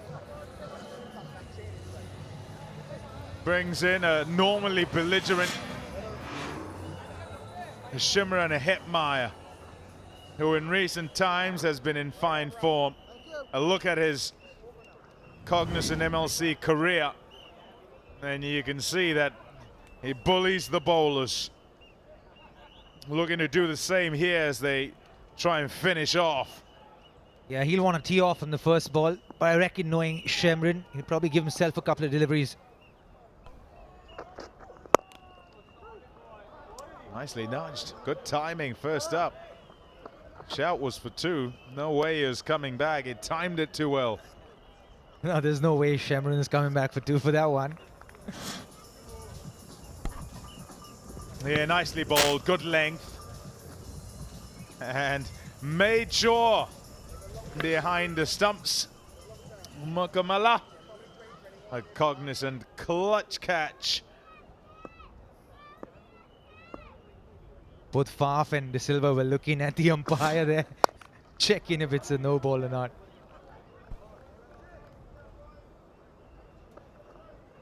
It's just one of those days, isn't it? You know as a cricketer that, you know, when things don't go your way, and it just kind of stays in that vein for the rest of the day. Yeah, tough day at the office and never an ideal time for it to happen. But at the start of a tournament means it's an uphill battle unless they can chase this down comfortably. You're a bowler though, there'd still be question marks. Nicely done. De Silva nearly kicked it back onto his own stumps. Didn't know where it was, Hetmeyer. His heart would have been in his mouth when he felt the second touch off his boot. Chopped it on. He's searching for the ball. Phew! That could have gone anywhere. He telegrammed that slower ball, didn't he? Showed it well before he was delivering the ball, so it wasn't well disguised there from De Silva. He's done well. Very well, actually. In a game that's going at 11s and 11.5s comfortably, he's bowled and his economy has been below 9, so final delivery on a good day out. It'll just be a single to finish things off, so top work done by De Silva. 18 done, 194 for 1.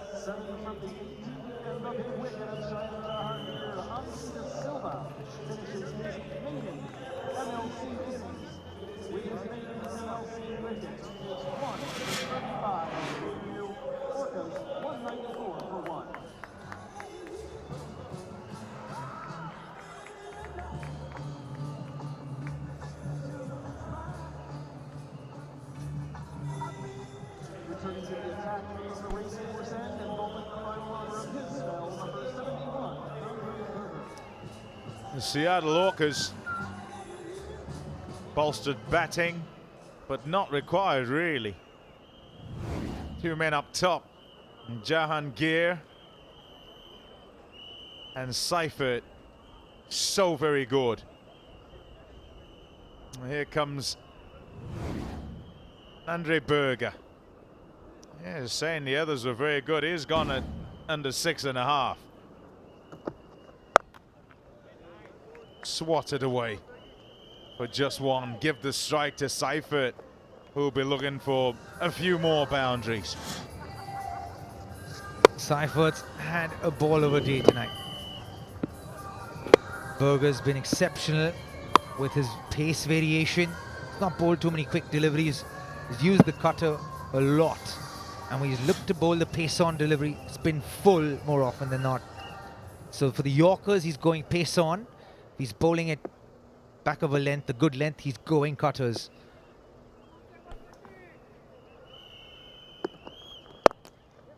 Yeah, well bowled.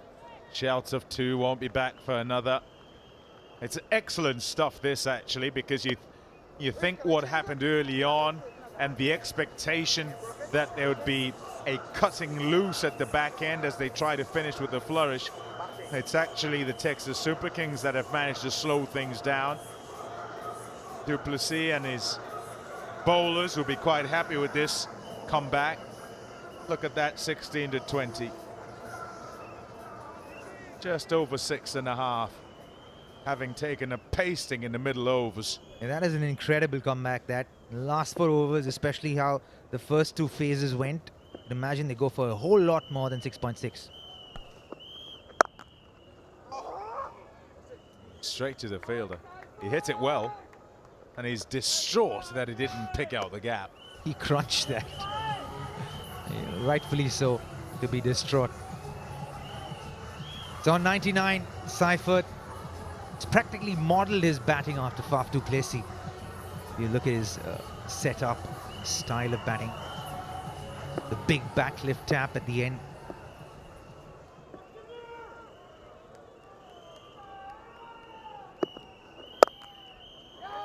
Excellently done. by Timothy Seifert. The diminutive New Zealander who packs a punch. He's done the job here tonight. His first century in Cognizant Major League Cricket. His fifth in all T20 cricket. Outstanding work done. Quite destructive in the way that he went about things.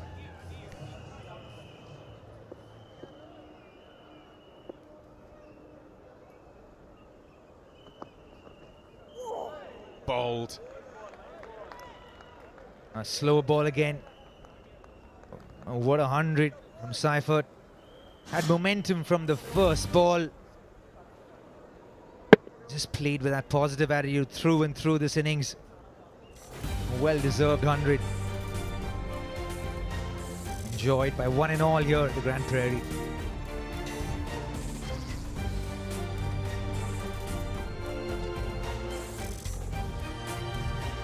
Yeah, happy days. Congratulations and hugs. Applause. Standing ovation from his teammates. Shot, nicely done, full toss, spoils the over somewhat for Berger. Brings up 200 for the Seattle Orcas. One to play there, 202 for one.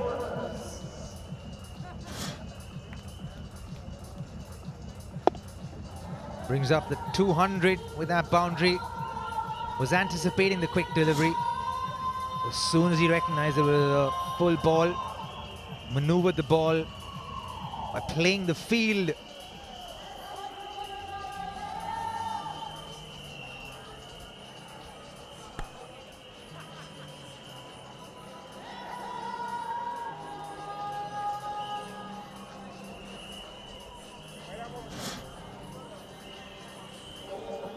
Scything it to all parts, in fact. Seifert, more a butcher today. It was bludgeoned. Yeah, that's the right word. He was at his bludgeoning best tonight. Can he finish it off well here? He slowed down a little bit between the 90s and the 100. Can he put pedal to the metal right now and finish in a flurry?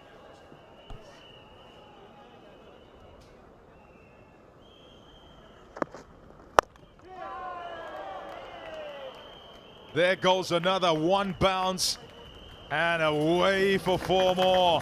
This is just how they would want things to go in the final over. They'll want to get to 220 at least. Get a big over now. Be nice for them. Because they've slowed down just a touch in the last 4 overs, last 5 overs. So getting to 220 will be a psychological advantage.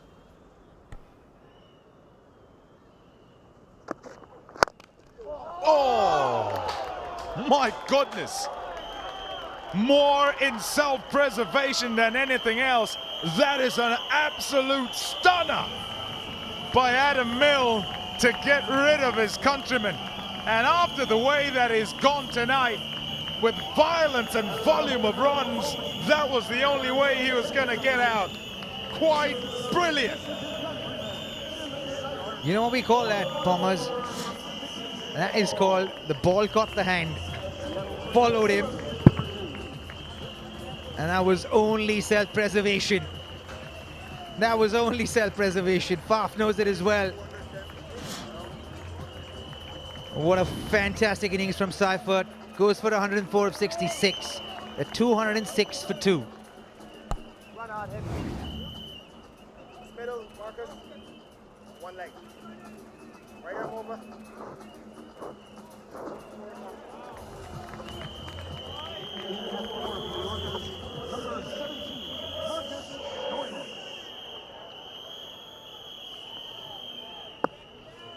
Stoinisson.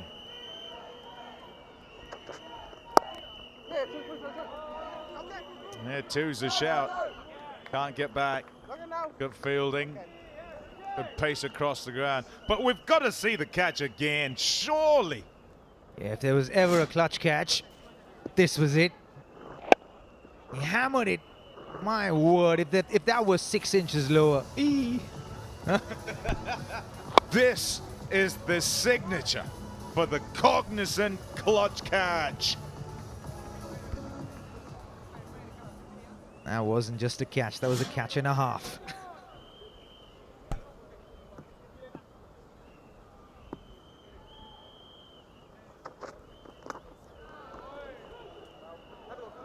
Yeah, good hand. Keeps. Get himself across there.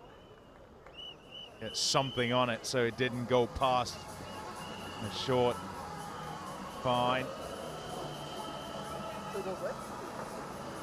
Just the 6 off in the over to this point. I want to look at Marcus Stoinis' Cognizant Major League career. Eyes his talents. He can whack it. He's whacked that all right. It's cleared defense too over long on. Just what the Orcas want to finish things off.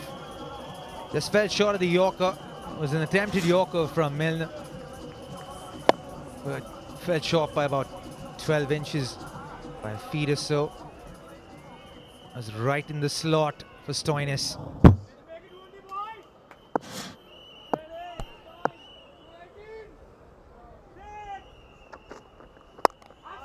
The final one disappears. It's scythed away over backward point. 6er to make it 220 for 2. And it's the first time a Cognizant MLC team has batted through its 20 overs for the loss of fewer than 4 wickets. What a top shot that was. Hard in the deck. 276 feet 6, that one. What a great way to finish the innings. 220 for 2. They've got psychological advantage here and momentum going their way. TSK, on the other hand, have their job cut out for them. They need a great start, need momentum from the first over.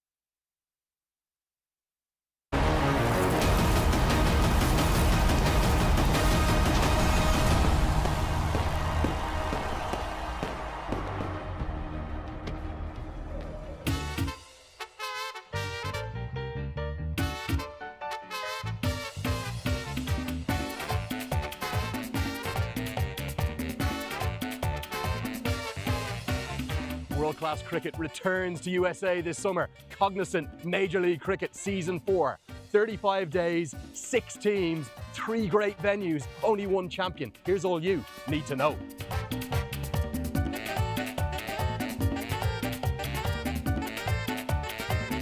MLC brings together the best domestic talent in America with the very best players in the world. Nicholas Poran, Faf du Plessis, Steve Smith, Sunil Narayan, Marcus Stoinis, and for the first time ever, Ravichandran Ashwin. This year, MLC has got 3 great venues. You all know the Grand Prairie Stadium here in Texas. And of course, we have to go back to Oakland, to the famous Coliseum. But for the first time ever, it's going to host the Olympics in 2028. We're going to go to Pomona, where the LA Knight Riders will have their new home. The 6 teams will play 10 group games each in a double round-robin format. You've got to get in the top 4 spots, and there's a big advantage for first or second, who get 2 chances to go to the grand final. If you finish 3rd or 4th, you've got to do what these guys did last year, the reigning champions, MI New York. They stayed perfect. It all builds up to that grand finale at the Oakland Coliseum on July 18th. Let the games begin.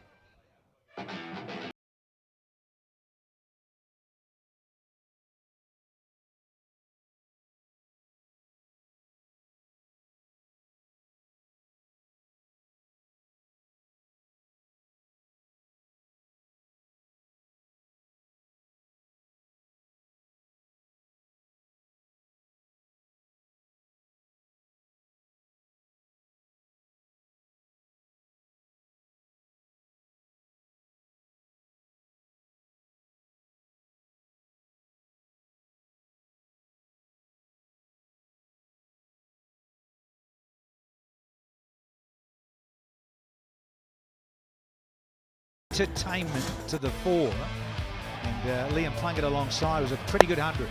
Yeah, it was an amazing 100. We spoke about this earlier. He was at the Unicorns last year, didn't really get much of a shout. He didn't play too many games, but since then he's been excellent. He's travelled around the world. After the MLC, went to the CPL, scored a massive 100, got some amazing runs, been doing well for New Zealand, playing the IPL, successful.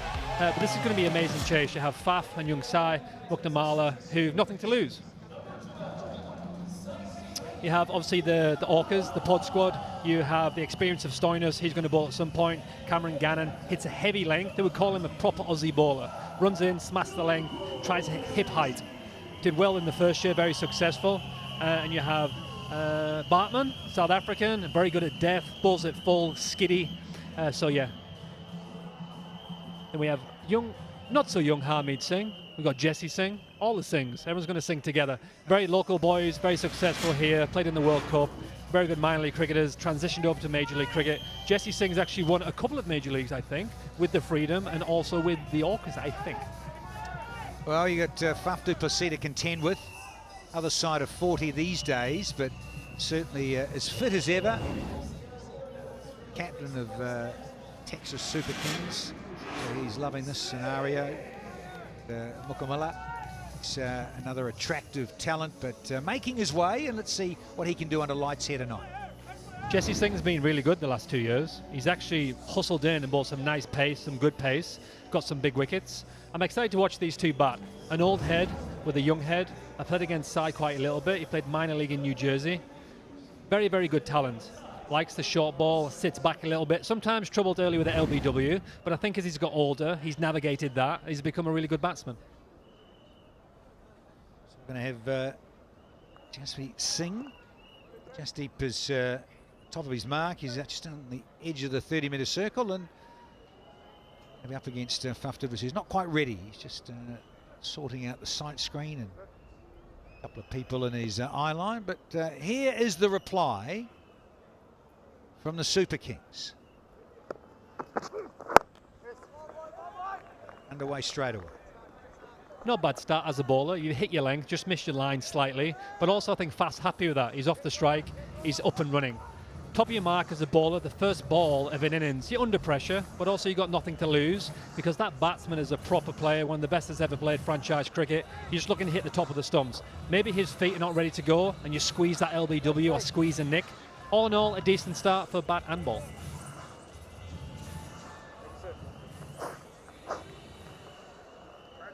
Yeah, always important, the first 36 deliveries whether you're setting the scene or you're trying to track down the total. And we've got Mukamala. Let's see what he can do here.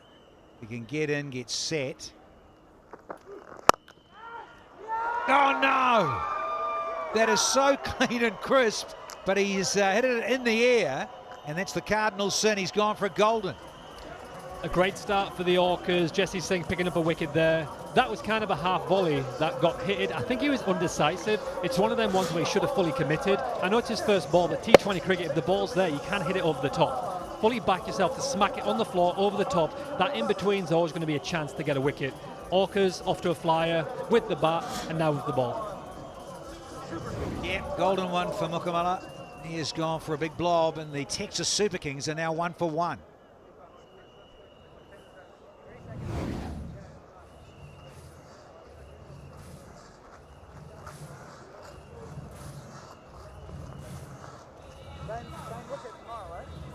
I would assume so. Yeah, you think so? Yeah, that's good. What are you doing, youngster? At 3 for Texas Super Kings, number 32, Riley Russo.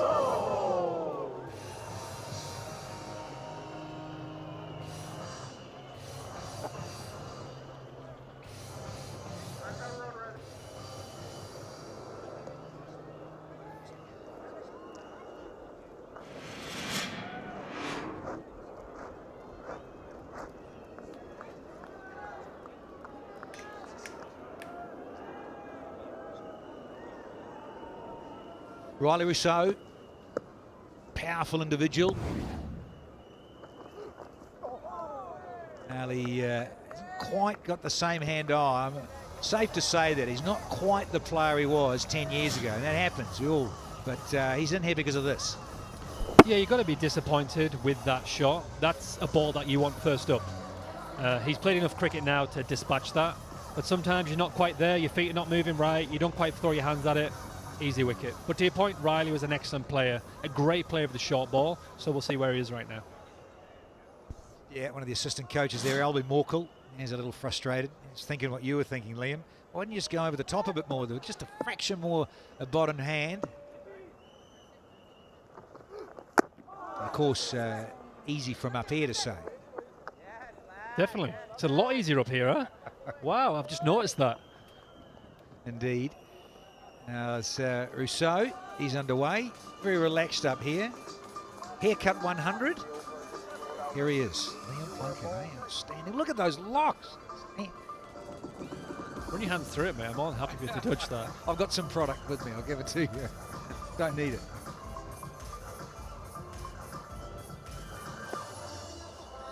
Yeah, use the sulfuric acid. That's what my producer always gave me. Sucked me in with that sulfuric acid. Fiend. Damn Australians. That's how you do it. Inside the power play. That's what you do as an overseas experienced player. A bit of pressure in that first over, but you still have to score. You can't get sucked in with these dot balls. That's a great shot for him. He's played that 1,000 times. Ran down the wicket, a little chip over mid-off, 4 runs. Let's get going here. Well, that's what they keep on saying. All that experience you mentioned, Liam. So it's why we have you here, Fuff, to keep coming back. To take that responsibility, class act and all those sorts of things. Fuff du Plessis. Tries a catch it, but too much bottom hand to end the over. So a wicket and 10, Super Kings 10 for 1.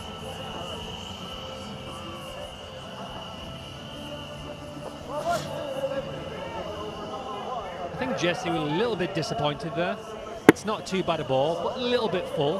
Bath mishit that, but he's quite a leg side player. So he managed to whip his wrist around that. The hockey hands, they say, the South African boys, right? The hockey hands. Managed to get a club of that, pull it to the leg side. 10 runs off the over. Happy days. Right arm over.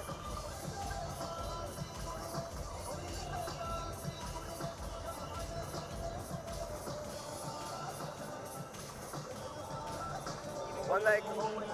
Yeah. Kamala, important wicket done. That's what they've got early. Have the Orcas be delighted. So here is Gannon.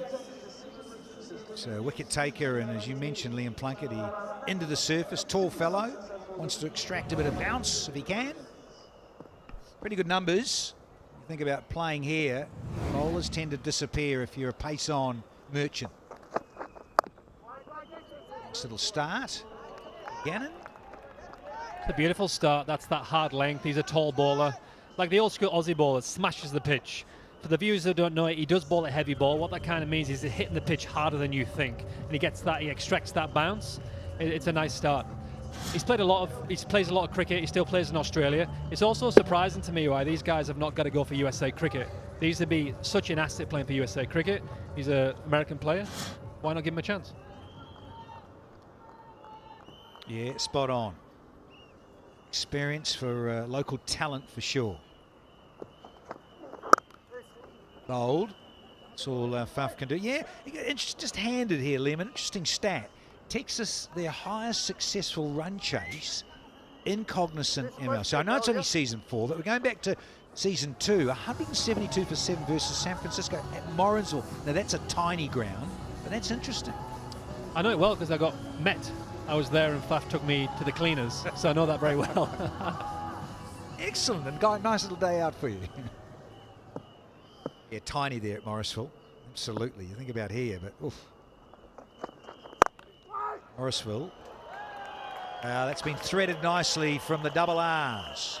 I think Riley's played that really well there because you know that Cam Gannon's hitting lengths, so he's run down there. He's not express pace. If he bowls short, he's going to have time to adjust and probably pull it.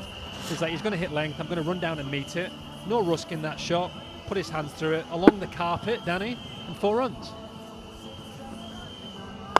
There, once again, it's a lovely old adage. Easier said than done. But Makamala will be thinking, why didn't I do that? All in a split second of timing. And speaking of wrist work, Riley to the rescue. That is outstanding. That's a great shot. A couple of balls before, that ball didn't get up. It kind of skidded with his tallness. That's the word I'm going to use. He didn't get as much bounce as we thought. That's actually a risky shot, but he plays it so well. I'm not sure I'm going to call that. A sweep, pull, hook. What is a flick? There it is. Hockey hands again, the South African boys. It's a great shot. Modern day cricketer. Wrist work to the 4, manipulating the field.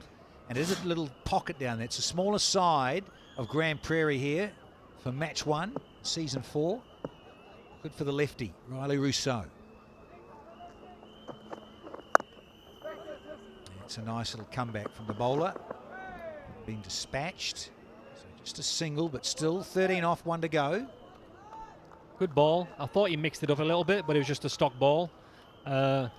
I did bowl a lot of these, and I'm not just saying this, but in terms of when that new ball, the shine goes away, when they're going to start using the wobble and the cross, how much did we see of that in the first innings? Because I think that can be useful on this pitch, especially with a bit up and down. It is a little bit slow. Let's go to cross seam. Let's go to wobble seam, heavy cutters. It doesn't have to be a full slow ball, but just rip your hands down that ball and see if you can get some purchase. Yeah, this ground certainly tests you if you're a pace bowler. Oh, there's that little uncultured edge. Didn't mean it to go that fine. Duplessis, but he finishes the over with a boundary. 17 off the second, 27 for 1 now.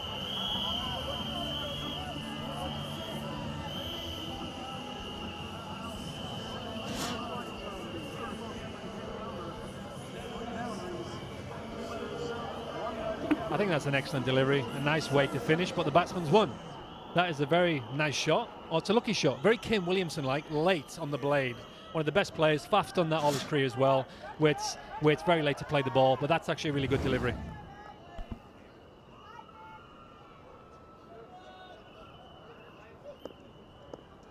Cognizant Major League. Think about strike rates. Think about bowlers dining out here in this part of the world. One of the biggest scoring rates in terms of venue. In fact, it's the top. Bengaluru's, I think, second, and then Dunedin University Oval in New Zealand. It really is a high scoring in T20. What a beautiful ground this is now. It is small in parts. One side is really long. It's hard to clear that rope, but the surface is beautiful.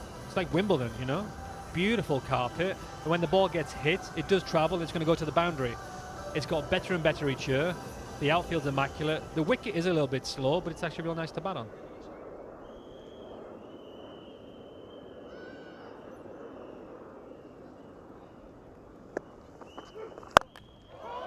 Yeah, didn't get all of this either. Just shy of 6. Timing not quite there from Faf. Bread and butter. You see, he does that a lot in his shots. It looks like he mishits it, but he kind of just rolls his wrist like we said before, like he pulls that to the leg side, and he always seems to find that gap. Good shot, a 4's a 4. The scoreboard's ticking, and they're in good scoring right here, mate. Yeah, unique styles and techniques. It's been super successful for Faf du Plessis. Stoinis just having a wee chat with his charge. Just deep. There he goes. What's his retort with the ball? And boom! Sixer, we'll take that. You beauty. That is what a good batsman does to you. The ball before was a little bit short, which allowed him to pull it to the cow corner. We know what we're talking about. We're not allowed to say that. Mid-wicket is the position. As a bowler, then you're forced to push the ball fuller. Jesse's ran in there, tried to hit the top of the stumps, got too full. That's easy for Faf. Ended up being a one-handed shot, straight up the bowler. Great execution. Beautiful. Yeah, effortless. Just a lovely little punch down the ground, straight as you like. Zip zapping along here, 38 for 1 and 2.5 overs. Oh, that sounded better and sweeter. Another Tom Mix on the trot. I do not mind that. I don't mind that as a bowler because you run up, it's one of the first bouncers with actually full intent behind it. It's a great shot, great execution, but also I don't mind him bowling that. I don't mind him bowling that at all. He fully committed to that bouncer, and it's a good shot. 6 runs. Yeah, kudos to Faf. What a great sound off the willow. But yeah, he got it high enough. You do get it about badge height on the helmet to challenge the batter to try and control it. And he did that very well to the skipper. You have a game plan, you bowl a bouncer, it's a good execution, but also the batter executed and hit 6. That's the game. Did it very well. Du Plessis. So your little chat, and they've been discussing a lot here as Stoinis with Jasdeep. So just a little stutter and stop on the run. Gather himself, get it right, Chief. Be decluttered with what you want to bowl. Nice little change of pace. Good execution, slow ball into the leg. Sometimes. Here's one for you, Liam. Just suss this hooker. There they are. You think about Seifert and Faf, and you mentioned it before. I think obviously Seifert has probably modeled himself on him. Faf's the legend of the game, such a special player, so why would you not? If it works for him, maybe they've had some serious conversations about this, but you can see he's obviously took something from that. Yeah, he certainly has. We interviewed him before this game, and certainly in other franchise cricket around the globe, and Timmy Seifert said exactly that. He watched what he was doing, his pick-up and his timing wasn't working, so he went to watch Faf. The one thing Tim does, he opens his legs, where I don't think Faf does that. Faf relies on his hands, Tim relies on his body. On the charge, Riley Rousseau through cover again. 22 off the 3rd, and suddenly Texas are 49 for 1 here.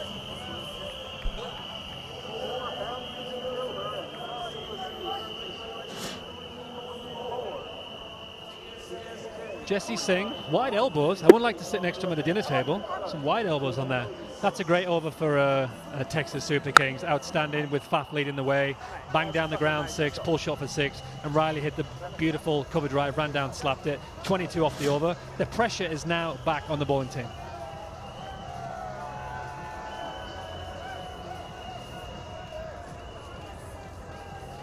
Yeah, going at, calling it 16s, just over.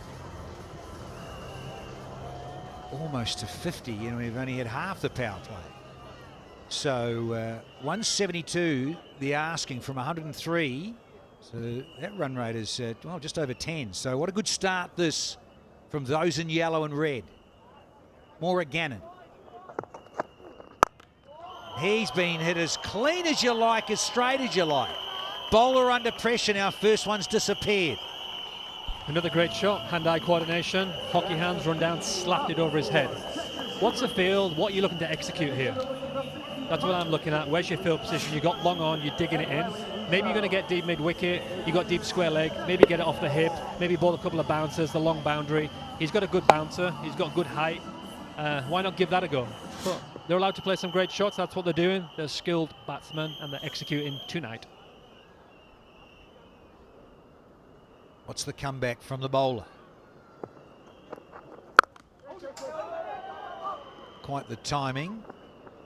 You can understand and see what's happening here. Both batters are really wanting to use their feet. They would have discussed this with Stephen Fleming and co before they came out, particularly Duplessis and Rousseau, two South Africans who've seen it all before, and this is part of their ploy. Yeah, I mean, as that bowling squad with Dizzy, obviously amongst that as assistant coach, bowling coach, they're going to have some good, the Orcas bowling coach, assistant coach. You have your game, you have your game plan. When it comes to actually the action, you get flustered, it can change. You have to go to your bases, watch your first delivery, second delivery, and try and execute.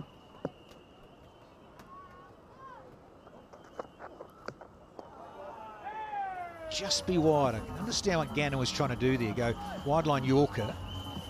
But again, challenge is sitting at home. It's a slippery ball for the new one. Innings so far, Kamula out early, and then it really has been up to the two South Africans, the captain, Duplessis, and Riley Rousseau, with the wrist work, the timing, and the placement has been superb from these two veterans.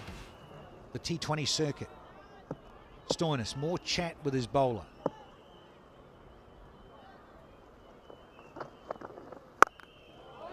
Got cheeky and trying to upset the bowler. Well, it's worked because it's 4 more. That's going to put you off as a bowler. You're trying to execute. If he's shifting around, he's trying to bowl slow ball. And he's bowled a full toss. That happens. You see the batsman moving around. You try and change the delivery. You might win from your A delivery, which is a stock ball. He moves around. You're trying to mix it up. Don't execute it. You're also under pressure. The best bowlers in the world do execute. And sometimes you get under pressure like that, it slips and you miss your mark. Yeah, can't understate that enough. Trying to bowl Yorkers and fuller ones with a shiny new ball and humid and sweaty. And again, left-handers out to mid-wicket. Fast hand, small boundary. When I look at the Orcas bowling unit, I think they might be lacking some experience in terms of an overseas pro, in terms of like a superstar who plays 2020 franchise. Obviously some amazing bowlers here, but who's your guy who's going to bowl 90 clicks? Who's your guy who's got that special back of the hand on knuckleball? Maybe they're missing that. It's so early in the game, the competition, and obviously they're chasing millions here, Texas, but who's that special guy who's going to break it, who's going to get you wickets? That's why Stoinis is a busy captain, talking with his bowlers. He's at mid-on and mid-off. He has been for Jasdeep and Gannon. Gannon's he's gone for 31 in just 1.4. Jasdeep was the same. He was 31 from his 2. Let's see if he can close this over out now, Gannon. That is infuriating, I can promise you, from the bowling fraternity, when it's not the worst delivery and suddenly there's a hat-trick of boundaries off your bowling. That's where the coach says to you as a bowler, you won that battle there. I definitely didn't. He went for 4 runs. I definitely didn't win that battle. Not a bad ball. Also, Riley run down, trying to give himself a little bit of room. More of a skip down, and it's 4 runs on the board. It is unlucky because it was a good delivery, but the batsman wins again. Yeah, we keep emphasising this. First 6 overs, the first 36 deliveries, only 2 fielders outside that inner 30-metre circle. So it's tough. That's why your best bowlers tend to be on inside the first 36 balls. He's going to finish up coming round here. Last ball of the 4th. Gannon. Yeah, that's good. Yorker in. There'll be 1. So 19 off the 4th. And the Superkins are 68 for 1.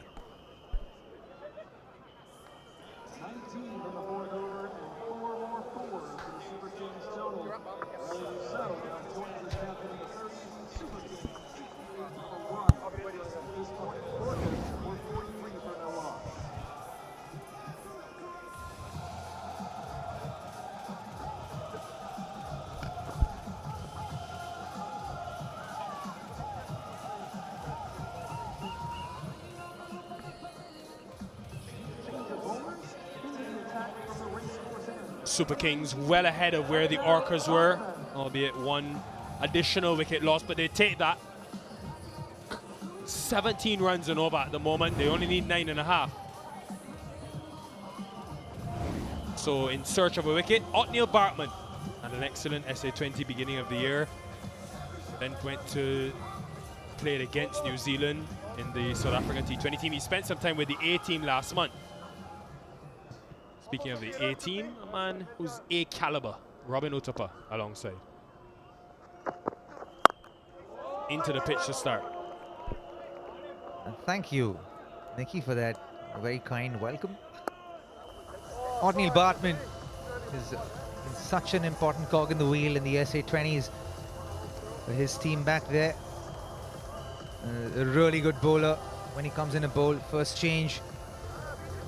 He knows exactly what these two batters do. He's gone up against them plenty of times. But they have gotten off to a flyer here, Nikhil. Yeah, Robbie, bottom left of your screen, folks. Liam Plunkett spoke about it in the first innings. Go to your variations into the pitch. Length is important as well.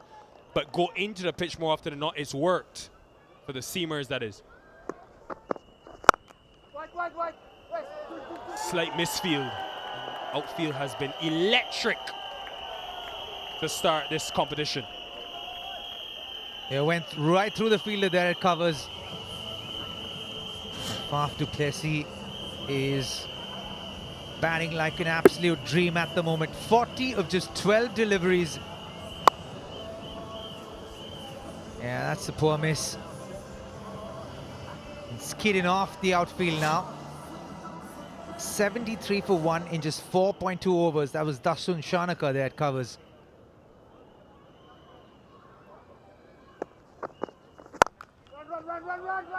There is the long on, so should just be the one. I don't know what it is, Robbie, about this venue. Faf du Plessis coming into today, averaging 65 here in Dallas, 200s and 550s. Something about Grand Prairie, Texas just brings the best out of this man. As often batters have some grounds that they just prefer, and it just feels right for them to score runs. This must be one of those grounds for Faf. He's very close. He's about 20 runs away from 1,000 runs in the Cognizant MLC. He's leading the run scoring chart for TSK and the MLC at the moment.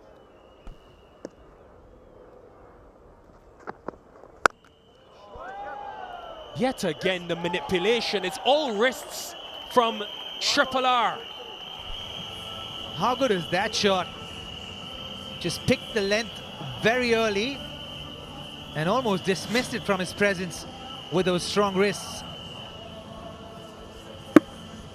Yeah, the ball's coming onto the bat beautifully here. Stayed low. Almost came up with the ball with the bounce. Bretsky is one of the better fielders in this comp. And yet, nowhere close to it.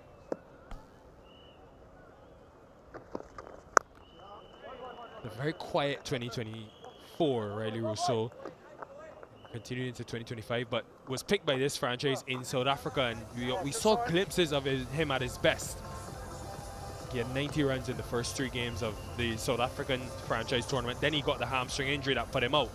But they've trusted him enough to bring him here to the United States, and so far, been dominance from Rousseau.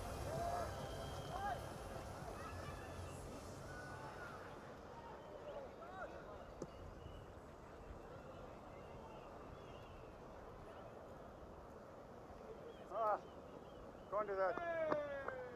Sorry, Just bothering Faf du Plessis. I think he spotted the mid-wicket fielder moving laterally, and a fielder is not allowed to do that. I think he spotted a ball, perhaps. Is that in the infield or the outfield?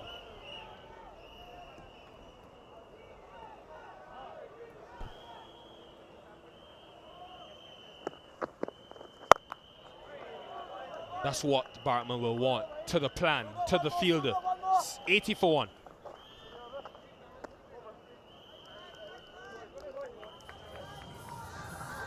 What a start it's been to Cognizant MLC in terms of run scoring. First innings, and maybe the Orcas will feel they should have got a few more. 174 for none after 15. They have some work to do if they're to restrict this Texas Super Kings outfit.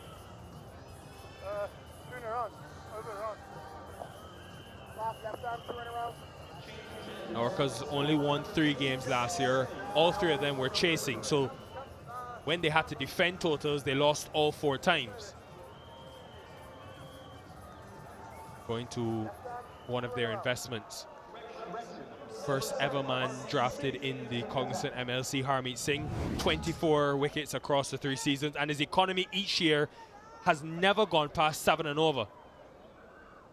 Big role for him this season. Bowling the final over of the power play as well. Long off and deep mid. Ball boy, ball boy. He's a wily customer. Is Harmeet Singh. Likes to vary his pace. Can bowl quick through the air, but also tosses the ball up every now and then. And I reckon, Nikhil, that the spinners tonight have bowled from the wrong end. Because the end that Harmeet's bowling from, that's the end that's got a little bit of grass cover in that 5 to 8 meter length where Riley's batting at the moment. But the end that Harmeet's bowling from, when the batter's batting from that end, it's actually balled from in that 5 meter length. And both teams have operated their spinners from that particular end that Harmeet's bowling from, which I think is not a great idea tonight.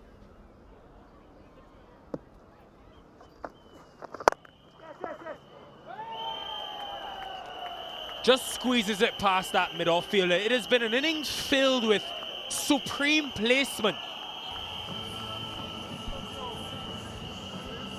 Yeah, they're running away with it in this power play. 85 runs already. Saw him backing away, tried to bowl wide off the batter. But the big Riley Russo got his bat onto it.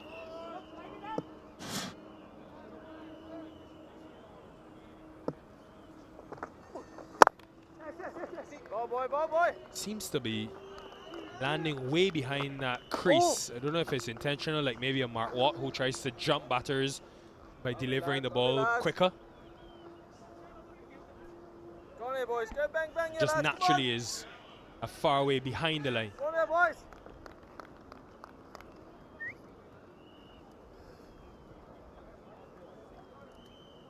Long off, deep mid for Faf. Run, run, run. Ball boy, ball boy.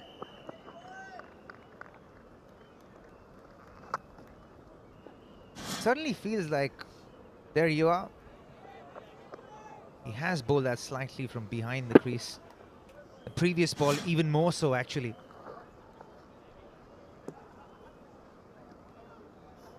Stop the damage. Bowling was their issue last year, the Orcas. Do you go to maybe a Shanaka at some stage? Stoinis take pace off the ball.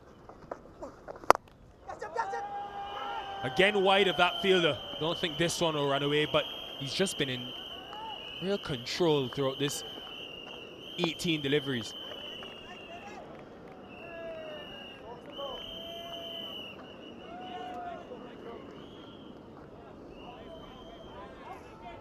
Both these batters have been so explosive in this power play after the loss of the first wicket, the first over.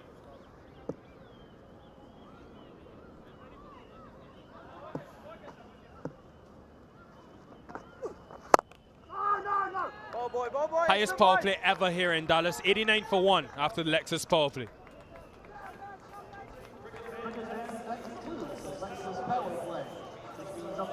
One short of the highest ever MLC power play last year in Oakland, Washington Freedom. This has been immense. Again, that man, even at 41 years old.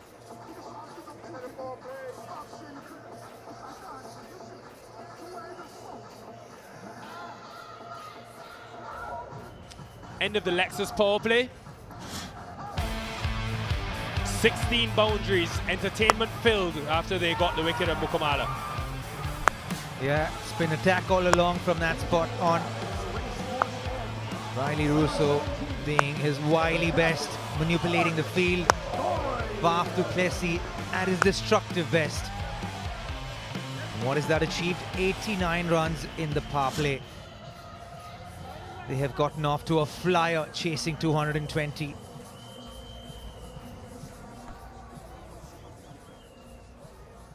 The Orcas were 57 for no loss. And TSK 89 for 1. Captain Marcus Stoinis, does he go to pace off now outside the power play? Starts with his Yorker. You think back, Robbie, to that first innings, and it's why you just, in today's modern day, you never really know what is enough.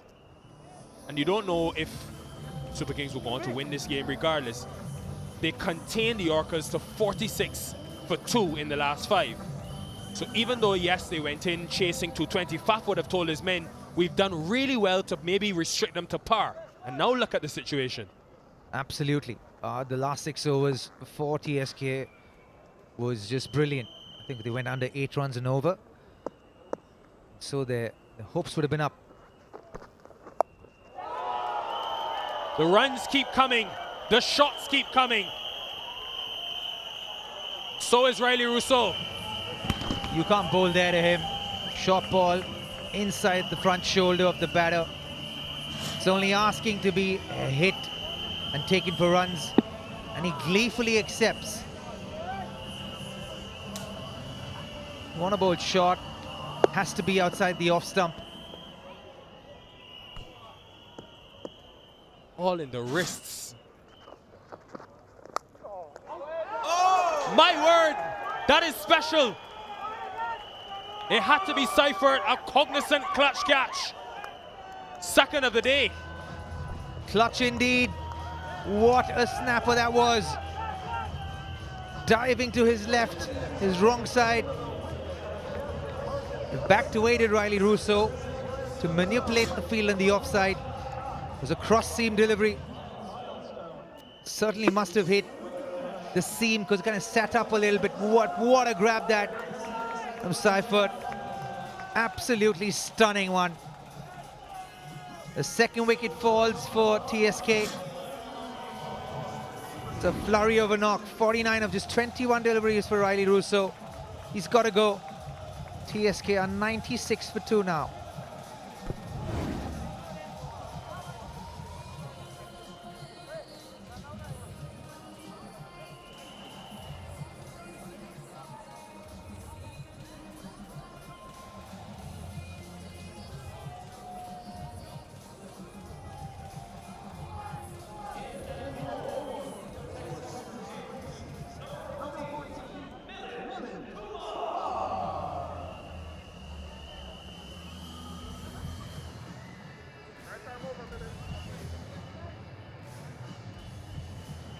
Milind Kumar coming into this year's Cognizant MLC in great touch. Third fastest ever Robin Hood to put 1,000 ODI runs. He's had a great year. Just 21 innings, eh? Right behind, I think, Fakhar Zaman and Imamul Haq. I really think he's always known, even when he played first-class cricket in India, he scored prolifically in one-day cricket. Here's a look at the wicket again. What a grab that. What an absolute stunner.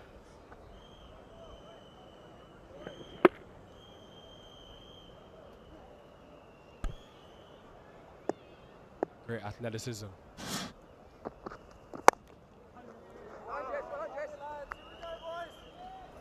You just wonder if now this wicket and Stoinis, who's relatively new in his leadership career, captain a couple seasons at the Stars, wonder how now he attacks with the new batter coming in. Can you put enough pressure on Faf at the other end?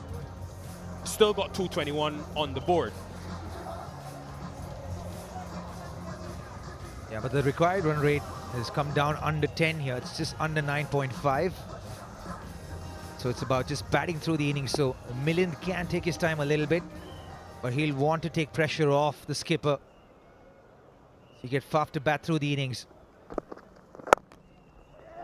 did really well last season, actually.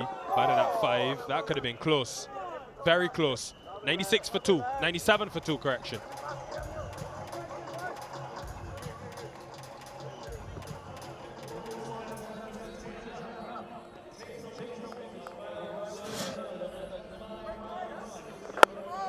He was very good in the middle last year, striking at above 150. This is a slightly different situation, coming in earlier. Would have been gone by a mile. Maybe if Stoinis was behind the stumps, had a chance.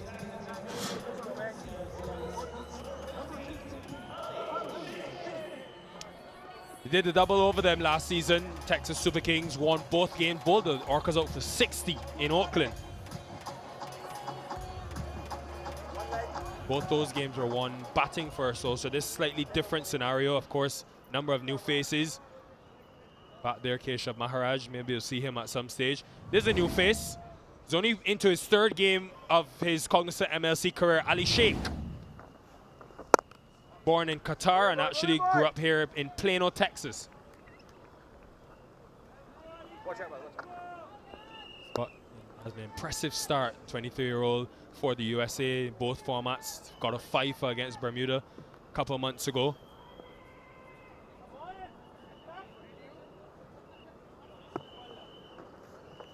Oh, yes, boy, yes, boy.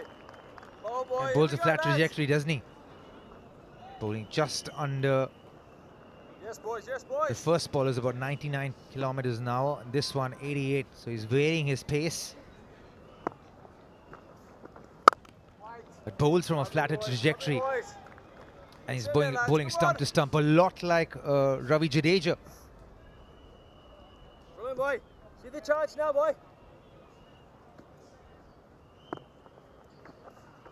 Oh, that's on.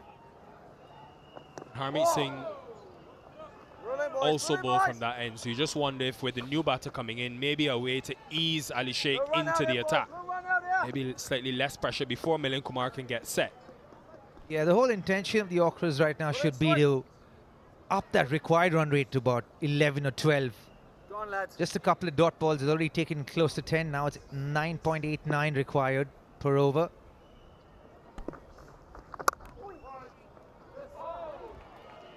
Lovely boy, lovely boy. Can do that in terms of move laterally around the crease against spin. He also is a known sweeper of the ball, so look out for that if he goes deep into the innings.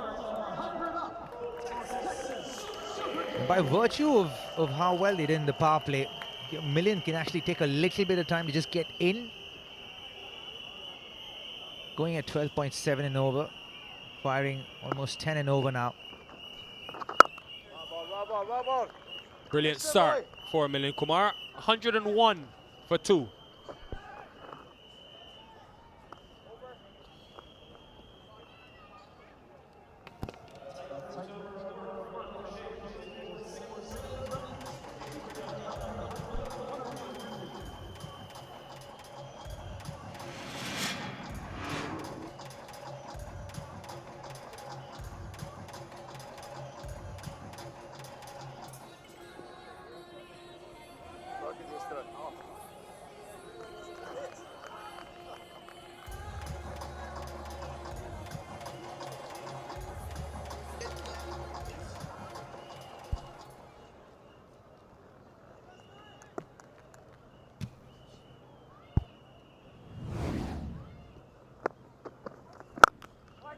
Brilliant start here for the Texas Super Kings. My goodness, I tell you, all the Orcas fans out in the crowd, I was just there, they were rambunctious. And they were feeling, all right, we're going to get into the win column early. And then Faf du Plessis and Riley Rousseau said, don't think that you've won so quickly. 101 for 2 here in the 9th. And the Super Kings, well, they're looking to upset these Orcas on opening day, defend home soil. Extend their lead in this series as well.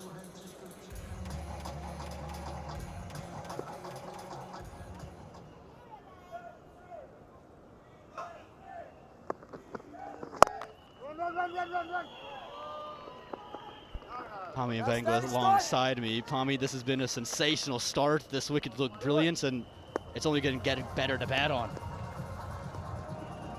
it does take something to be rambunctious when you're chasing down a score of 220. So, yeah, and I guess an informed sort of reaction, having seen what's gone on in this tournament over the years, and the fact that the surface is actually pretty good for batting, but can't afford to put a foot wrong. They've lost a couple of wickets, yet still they're going at a pretty good rate. Yeah, Milind Kumar, will be a lot asked of him now to find some major league form. Year one, scored that half century, but he struggled as of late. But he's in this team because of what he did in the ODIs with the USA just a couple weeks ago up in Canada.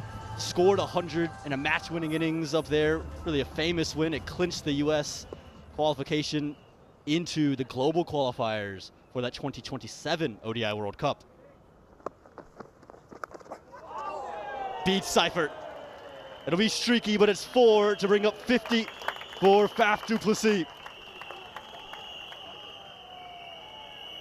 The aggression continues, necessary and to good effect. Year after year, he has led from the front in this Texas Super Kings side. And here he is once again, like Old Man River. The runs just keep on flowing. 7th Major League 50 for Faf du Plessis. Oh, nearly the end of him as well. Oh, Marcus Stoinis, he's holding that finger. Early signs, he's definitely in pain here, the captain. Might be the wrist as well. Hope he's okay. Immediately needing a break, and we'll be getting medical attention as well. Yeah, oftentimes there's the delay in terms of having a look at what it might be like. So it's that might be straight at my hand. It probably can go straight in. And then at the last moment, I think he just looks to try and take the hand away because it's kind of gone past him. And then it strikes him and he doesn't look. And the reason he doesn't look, and you also get this, I suppose, the delay of the onset of pain, and there's the shock first of all.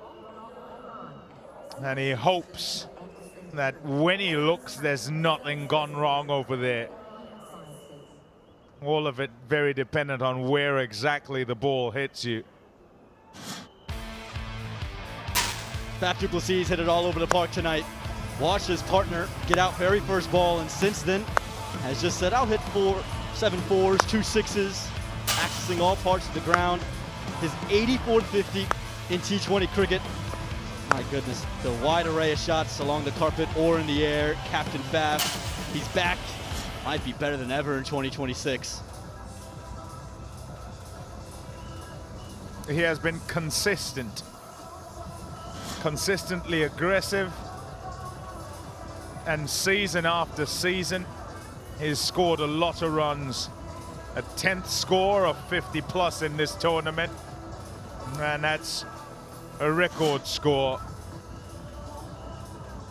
Yeah, I said Old Man River because he's 41, soon to be 42. Faf du Plessis. We go into the archives, and this is what he's done. 100 of 51 in 2025, and it was in match number 10 against the San Francisco Unicorns. Not so easy to stop Faf du Plessis. Trouble though if you are the Texas Super Kings, because it's very much to him you look. And he gets runs just about all the time. And he needs to be the one who gets them over the line pretty much all the time. Unfortunately, things not so good for Marcus Stoinis.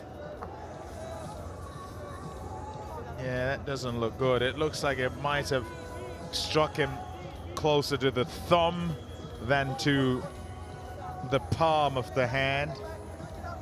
And any time that it goes towards any of those digits or to the knuckles, any of the joints, And then your hands coming off second base because the cricket ball's pretty hard. Couple replacements in order. Dasan Shanika is going to bowl the final ball of the over, and it's Harmeet Singh, number 1 pick from 2023. He'll be captaining in the absence of Marcus Stoinis.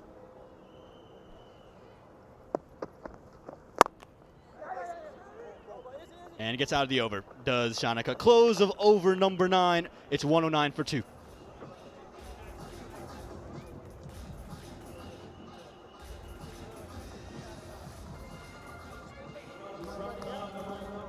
Basking in the lights and Prairie Stadium, and it's become home really with Cognizant Major League Cricket. Right from the outset, started here, and I say started in terms of first game, but also in terms of the final. Think back to MI New York going so well in season 1.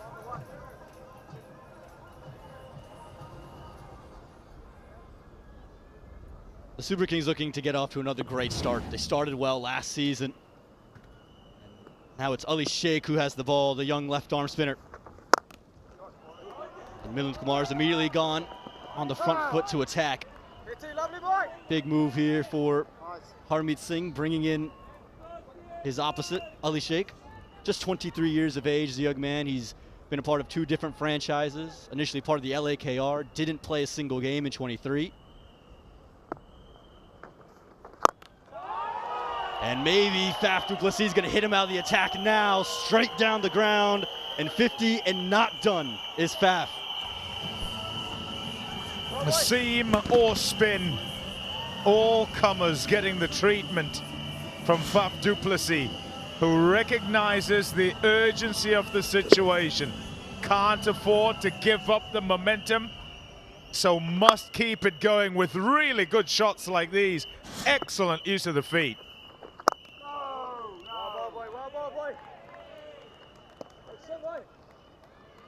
It's been so impressive, Faf du Plessis, because remember, year 1 couldn't buy a run. There were 3 ducks in year 1, and now advancing, seam, spin, doesn't matter. The tempo in which he's gone at as well, he hasn't just single-doubled his way to 50s. He's gone with the boundaries. It's been the run of order.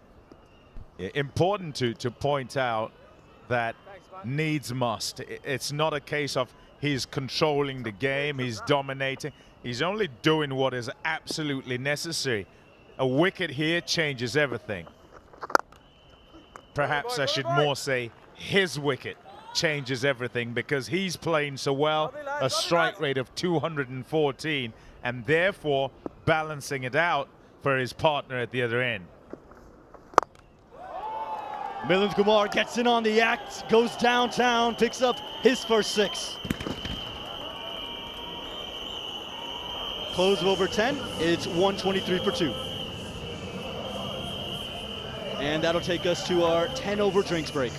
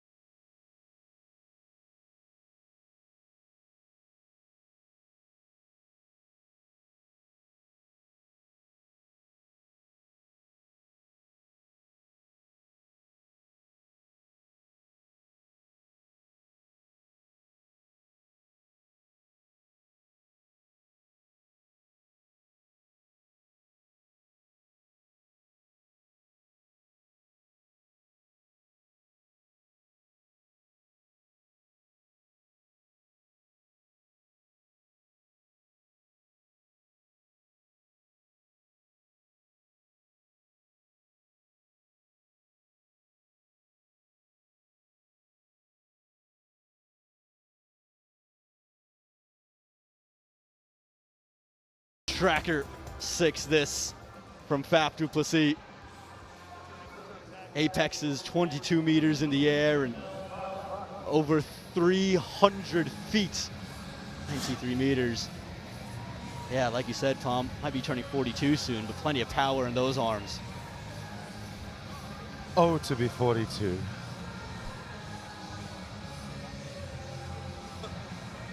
I know you can't say the same thing.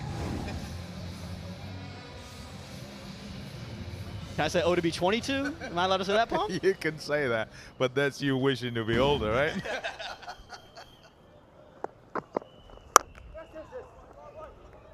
And I heard Nikhil Uttamchandani's down there. Nikhil, who do you got? Guys, we've seen so much of the batting today and in the Cognizant MLC. What about our bowlers? I've got two alongside Texas Super Kings. I've got two left-arm spinners in their rights. Come close to Akil and Keshav Maharaj. I've seen these two all game been communicating. Kesh, great to see you in the Cognizant MLC. Now, one thing about you guys is you've got differences. Kesh, you mainly bowl the orthodox delivery as your stop ball. Akil bowls the arm ball. I want to know after this delivery from Othniel Bartman, tell me about your planning as to when to use which deliveries for our newer viewers at home. I think it's a feel of the wicket and understanding where the batter is, whether he's coming in. So I feel like you also can't be a bit one-dimensional in T20 cricket. Obviously, we don't have the mystery of bowling carom balls and what have you, so you've got to rely on the guile. So yeah, it's just assessing conditions and trying to sort of read the rhythms of where the batter is at. And show us that orthodox grip. So that's basically my grip. 2 fingers and the thumb assisting. Now as Shimron Hetmeyer feels that ball, West Indian. Let's go to another West Indian, Akil Hossain. Akil, you're slightly different. What is your stop ball grip? For me, I would echo what Kesh said. It's based on, for me, it's based on what the pitch is offering, conditions, country. That will determine if I go more regular orthodox or if I go swing. That's my variation. He's very sensitive about his swing ball. You're not going to show us the variation? Breaking news for the first time ever. Hold on. It's gone in the air. This is aerial and a chance for the Orcas, and well taken in the end. Back to you guys. Wicket for Bartman. And it's Harmeet Singh. He's got the captaincy hat on now, but he's done a terrific job tracking backwards and dismissing his American counterpart. Again, just didn't quite pick the slower one. Sliced in the air. And Harmeet Singh is never easy running back. He's done a great job over the shoulder. Looked like another Dallas legend, Michael Irvin, in the end zone. And the Orcas get their man. Milind Kumar goes for 13. It's 126 for 3.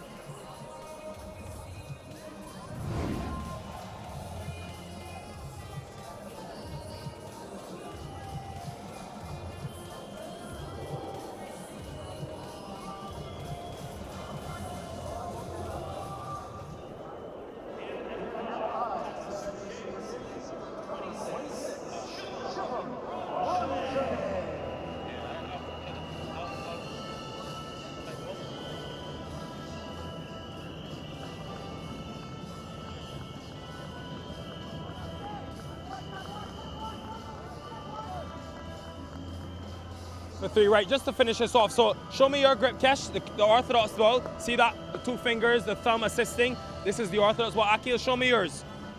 Right. Arm ball, look for it swinging in. Fans at home, look for these 2 throughout the season.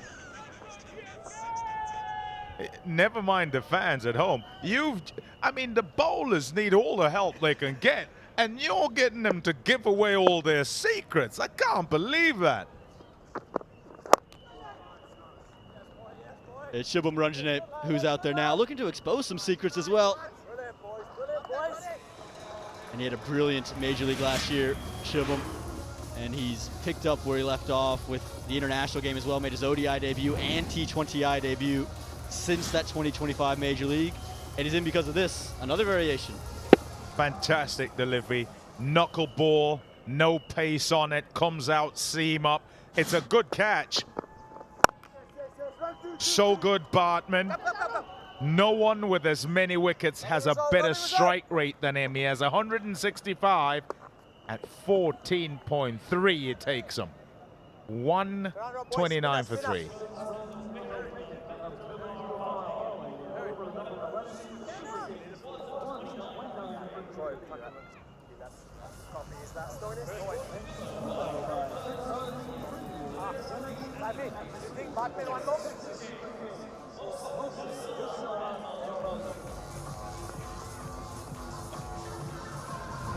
Beautiful scenes in Dallas, and the Super Kings looking to kick on now. New partnership in.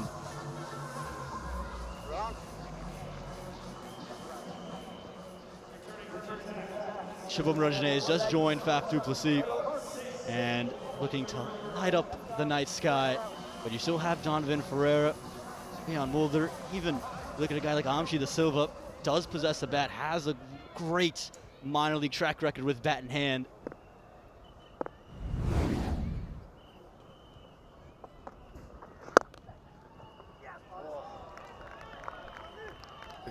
Continually, as you kind of pit the two teams together, you're trying to figure out what the separators are in the game. And you look here at the required rate, it's just climbed to 10.3. Still manageable because they got out the block so quickly, and also because Faf du Plessis is still out there. Think back to the Seattle Orcas innings. Out the blocks quickly, belligerent in the way they went about things, rate of scoring about 12 for most of the game, and then slowed down, 46 for 2 in the last 5.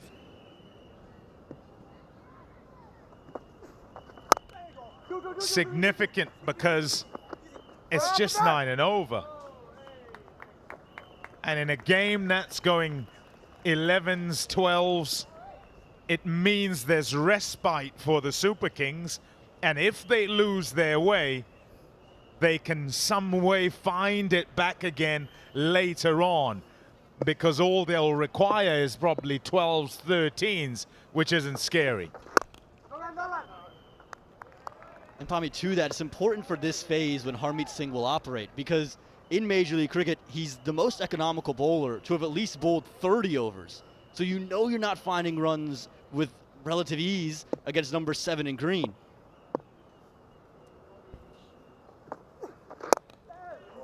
Yeah, 3 down. You expect at this time, past halfway, that the rate of scoring would be climbing astronomically. But at this stage, the Orcas were 114 without loss, and the Super Kings are 134 for 3. So way ahead, and this was when they were dominating things, the Orcas.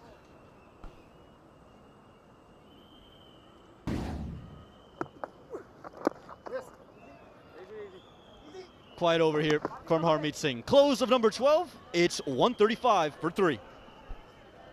With that single, Faf du Plessis is now the first Major League Cricket player to reach 1,000 career runs in the league. Congratulations, Faf.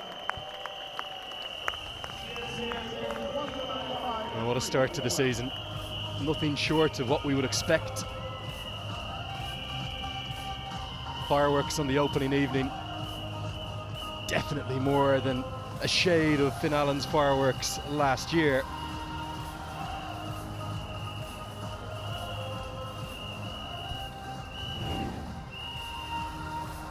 A 1,000 runs, what a landmark for a legend of a player, a titan of the modern white ball game. 41 years young, just turned it last week. And with shots like that, he shows he's still playing his very best cricket. Sensational. 6 straight down the ground. And this is the captain leading exactly from the front lane. TSK was in a tricky situation at the beginning, getting that first wicket in that first ball of Saiteja Mukamala, and Captain Faf du Plessis took all the leadership that he had and is showing it on this field today.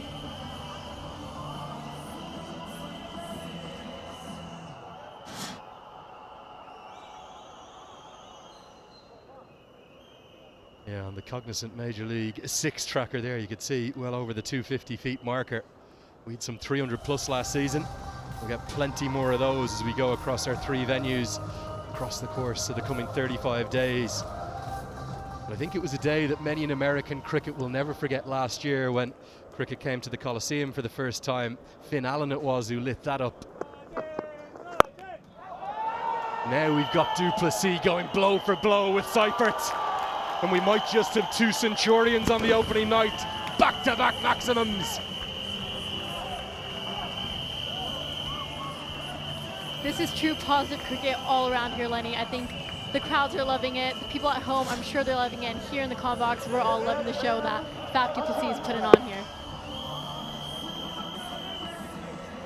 Going to be hard to split these 2 innings. Du Plessis can go on to become the 2nd Centurion of the season on just the opening evening. Remember, Seifert's knock sensational in the first innings. Du Plessis, it's the ease with which he has found the boundary. Already 12 of them from just 35 deliveries. Not going to be a 3rd maximum, and because of Shimron Hetmeyer, it will only be 2. That's, well, quite brilliant fielding. Fielding of the highest quality, 2 runs saved. I'm sure how the over is going so far, the bowler really, really needed that, and it's great to have that support in the field from Shimron Hetmeyer. Maximum straight down the ground, and you can see it here, peaking up at 18 metres. And then we get the Cognizant Major League Cricket 6 tracker on it, 80 metres plus. Well over 270 feet, that one. Is it TSK's game to lose from here? Do they have all the answers, really, with that required run rate very much under control? The equation right now of 72 off 44, but the way that this over is going, it's already going amazing and in TSK's favor, but it's just that one over that you need to just clarify which team is going to go where.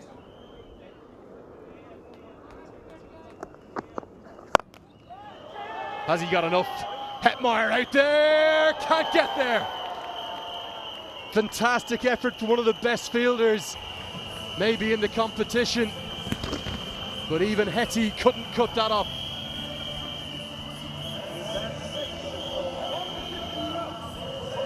Just a mix of cricket and baseball out here, Lenny. I'm sure there's some people in the fans who are baseball natives, and I'm sure they're going to be very familiar with that shot. You can see there, he almost got his fingertips to it. I think even if he was able to get a better piece of it, it still would have gone to the rope. Might have been able to save the boundary, though. This one goes down the ground. Faf du Plessis taking a serious liking to his fellow South African, as all of a sudden it's 20 from the over, in fact 22 in total, 157 for 3. Just how good is he, Faf du Plessis? Is he getting better the older he gets? Honestly, I think he's reversing aging at this point. 41, soon to be 42, and the way that you saw him from season 1 to now, I think it's just exponentially better, and it's just the first night of the season. 88 off 39 so far, already breaking that 1,000 run milestone, so still so much of a season to go.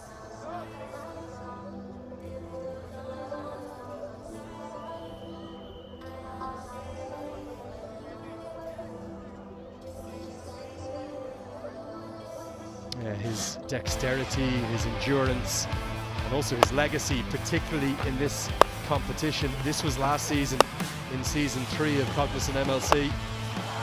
It's that bottom hand dominance that he has that allows him to access so many areas of the ground. Loves it straight down the ground, through to the leg side as well. You want your captain to lead by example. He's doing exactly that, aging like the fine wine that he is. I seriously think he put into the mix his captaincy, his leadership, his fielding that goes alongside his batting. He's certainly an all-time Major League Cricket great. So centuries against MI New York, against the San Francisco Unicorns, and against the Washington Freedom across his career. Can he now make it a 4th side? Be just one away from the full house. 2 fielders out there should cut it off, but du Plessis gets in and out quickly. Gets back for 2. For the golf fans out there, if du Plessis can get to 3 figures tonight, he might be able to complete that career Grand Slam if he can fight through the endurance barrier here. Definitely, and the only way you are also going to get that is if you have a good partner on your other end, and that's some fabulous running from his partner on the other end, trying to help him and that team get to that first win and that milestone for today.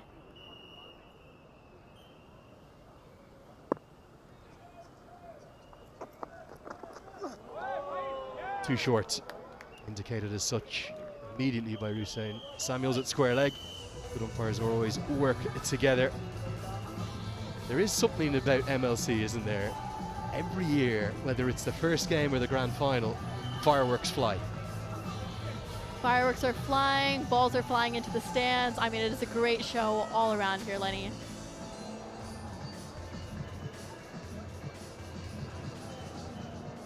that required run rate is as low as it's been throughout the entirety of the chase.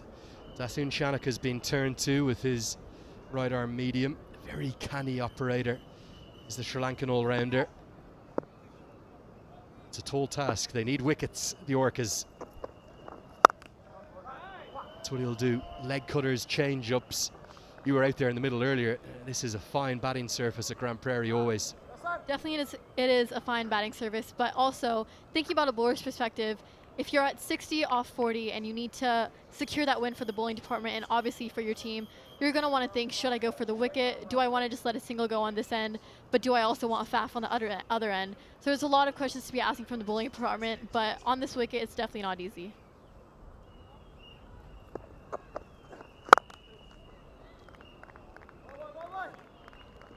Single header under the floodlights today, but it's so great to be back. It is world-class cricket back here in the United States of America, and we're in Texas. Everything's bigger here, including tomorrow's doubleheader. The LA Knight Riders will take their curtain call for the season, taking on the San Francisco Unicorns. That will be at 3:30 p.m. local time. We'll be on air from 3:15, and then the Seattle Orcas will take on the Washington Freedom at 7:30 p.m. local time. Going to get through for the quick single. Direct hit might have been interesting. Harmeet Singh right on the edge of the circle. Couldn't find the stumps.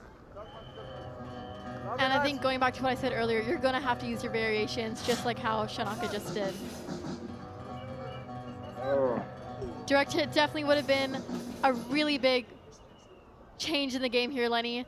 Orca's definitely not happy with that. I'm sure TSK is. Need moments of magic like that to change the game. Wickets are the only thing that will do it for the men in green right now.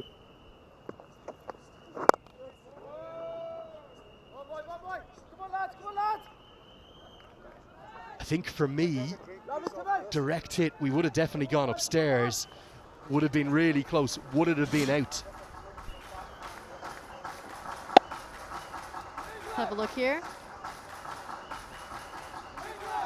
Oh, definitely out by a mile there. Don't know about a mile, Anika, but maybe just a matter of inches, and Harmeet Singh knew it. You generally know as a fielder. Worked around the corner. Good diving stop, though, from Bartman, but Duplessis will still get through for the single. 14 bowled, 165 for 3. Any way back into this contest here for the Orcas? I think one of the only ways back would have been if that ball had hit those wickets there, Lenny. You're going to need a breakthrough at this point, and the way Faf is going, the way that I'm sure the rest of the TSK dugout will be ready to get the rest of these figures going, I think a breakthrough is definitely much needed.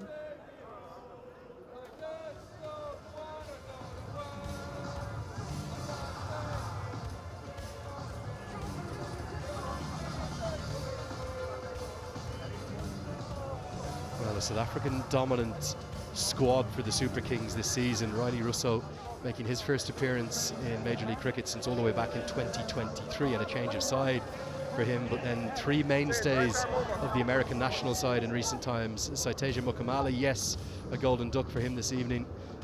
Lucky 13 for Milind Kumar, but Shubham Ranjane has come to the crease and continued to do what he does so well.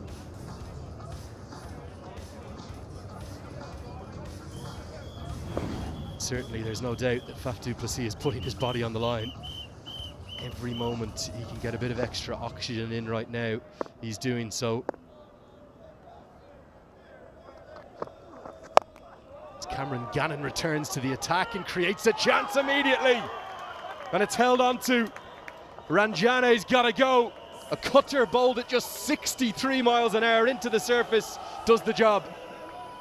It's a real turning point here in the game. 56 off 36. The TSK were going under great momentum here, and with that change, eager to see what's going on next.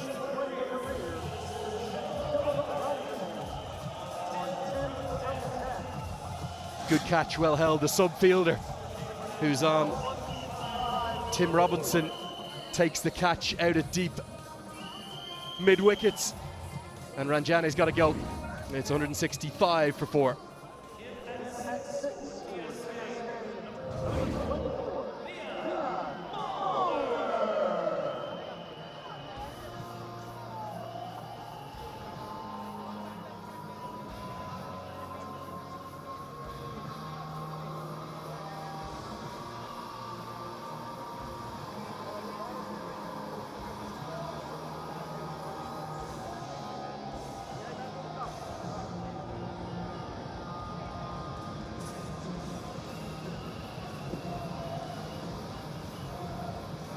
Well, the change of bowling works the oracle for the Seattle Orcas. His 50th wicket in T20 cricket for the big, tall Cameron Gannon.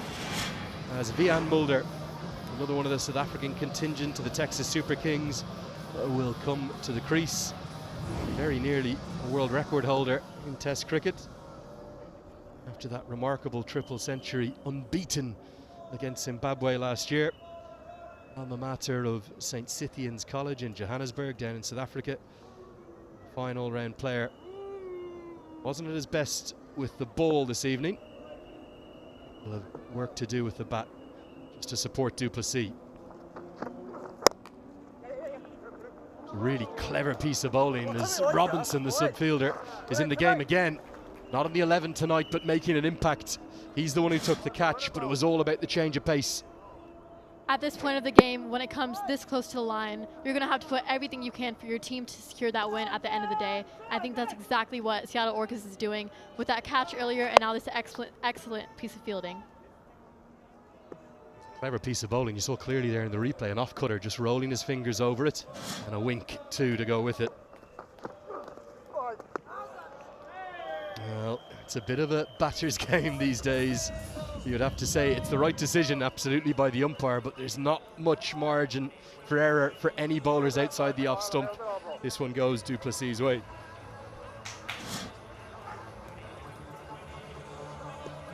Question here for me, Anika, is has Faf du Plessis come across his stumps from his initial batting stance? And should the guideline go with it?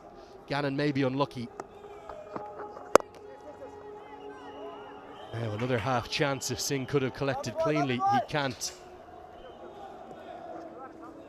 Yeah, just things not going exactly Seattle Orcas' ways right now, but there's going to be some decisions that you're not going to have complete agreement with, and that is okay. That's the type of sport cricket is, and it teaches you in the most interesting type of circumstances. Yeah, Seattle Orcas needs to put their body on the line here. I think Captain Harmeet Singh has been doing exactly that, waiting to see how it goes forward in these last few overs of the game.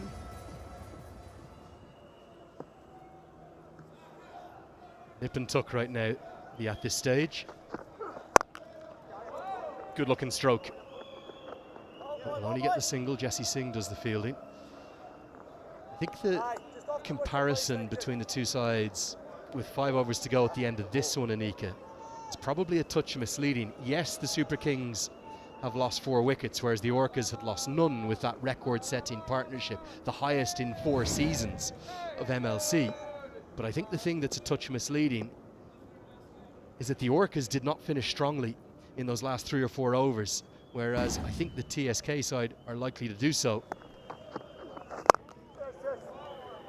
Because they're 4 down, yes, that's a factor, but Faf du Plessis is still there. Faf is definitely still there, and by the looks of it, he's definitely leading from the front and is aiming to go all the way through. We know that the TSK's batting lineup is also pretty deep, and the way that Orcas finished, it is called death overs for a reason, and you're going to have to finish strong in that department. And I guess, from what I'm seeing, it's what TSK is most likely wanting to do. There's really been no lull to that strike rate either. whether it's been inside the Lexus power play or outside of it. Duplessis has found the boundary with reckless abandon, really. 13 in total, 7 fours and 6 maximum sixes. It's been a real treat to watch. But that was an excellent over from big Cameron Gannon. Crucial breakthrough came from it, and with 5 remaining, TSK 171 for 4. 50 off 30, game is definitely still not over yet. A wonderful over from Cannon, getting that breakthrough and just getting those singles. On a personal achievement side, Fast Century is just getting closer and closer, but yet farther and farther away. It's definitely not easy to be batting out there. It's extremely hot and humid here in Texas. Faf is holding up for his fort. Let's see how the rest of these 30 balls shape out.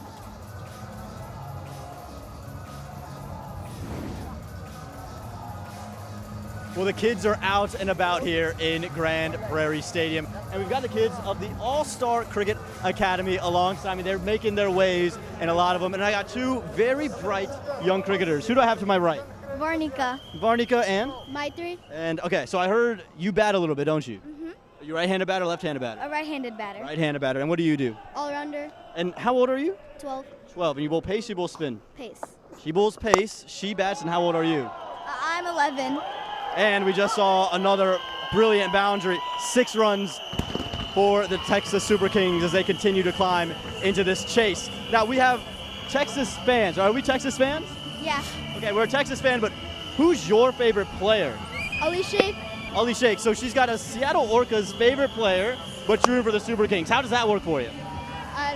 She doesn't know. She's just getting it done. How about you? Who's your favorite player? I like Amshi De Silva. And both of them are coaches for you guys, I've heard, yeah? Okay, so 2 coaches out there playing with these youth cricketers. But one thing that's really special, both of these 2 want to play for the USA women's cricket team. Is that right? Yeah. Well, Anika Kolan's been in the box our entire night. And maybe one time you can play with her.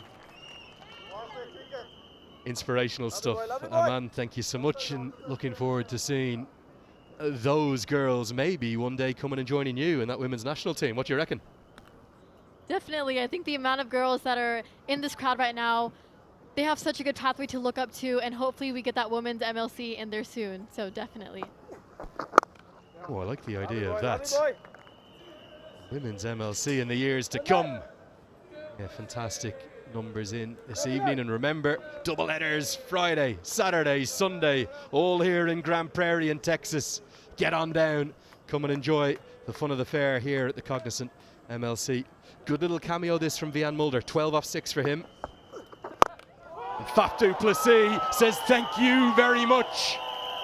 Within any boundary now of another MLC 100. What an innings we're witnessing. His century getting closer and that win getting closer for TSK.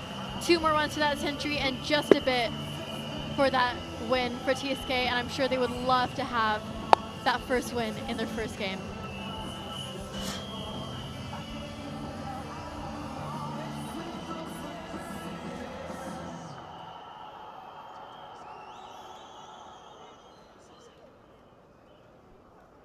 An expensive over here so far, but eager to see how Captain Harmeet Singh comes back and see where he bowls to Faf du.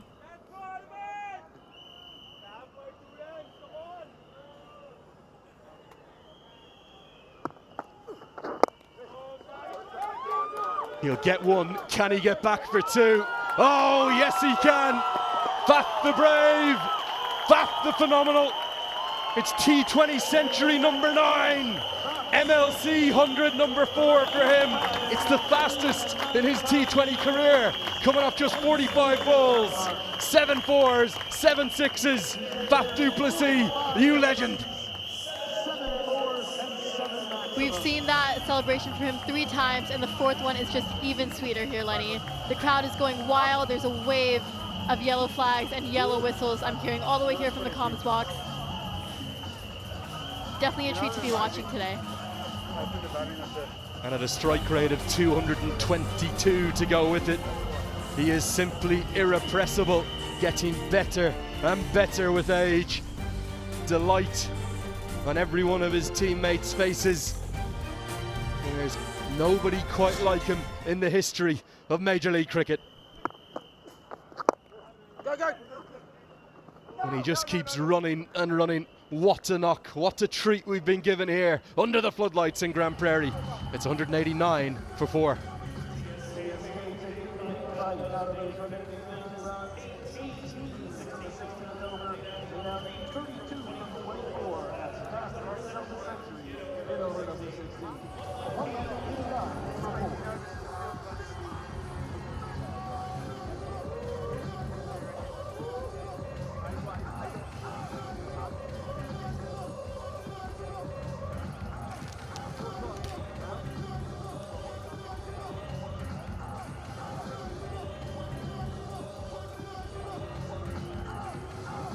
Well, Captain Marvel, he really is.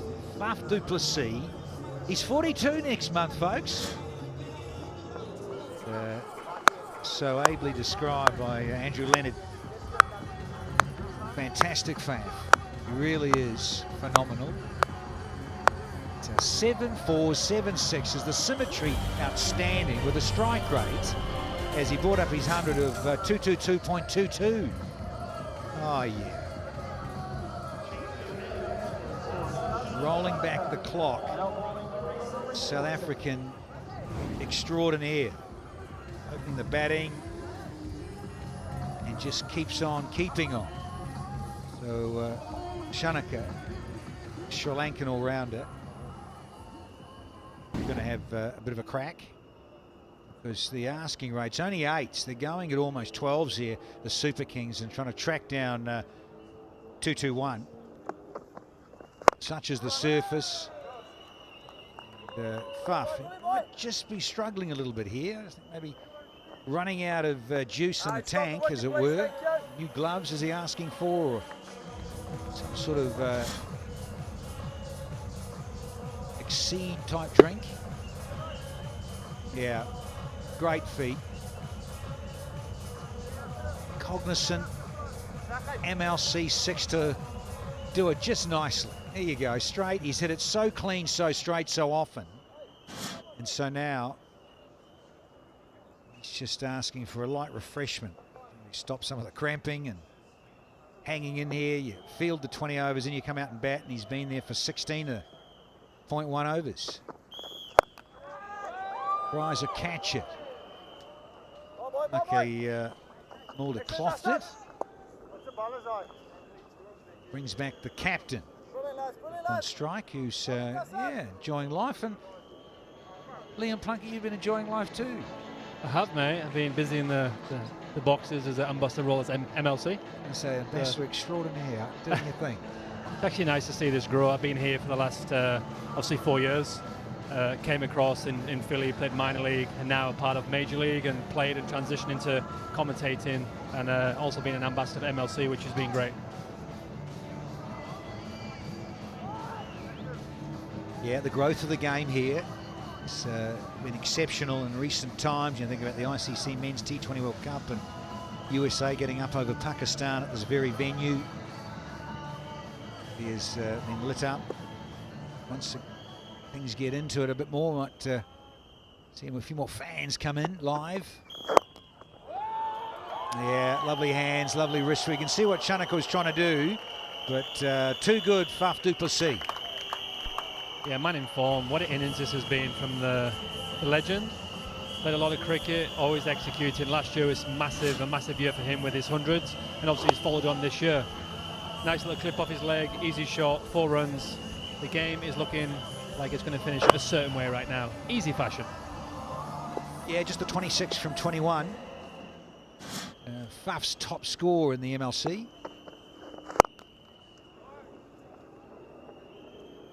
Yeah, take one and be happy, Skip.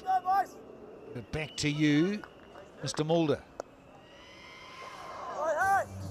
Someone who's had a special test match when he got that heap of runs. What was his number? He got 300 plus, right? South Africa was against Zimbabwe or Afghanistan. He got a triple, right? Yeah. So man who can, Zimbabwe is. So he's a man who hit the ball. I played with him last year in San Francisco. He didn't play too many games, but he trained really hard, and he was always trying to execute his skills. I think he's always trying to work on his game, and he's improving year by year.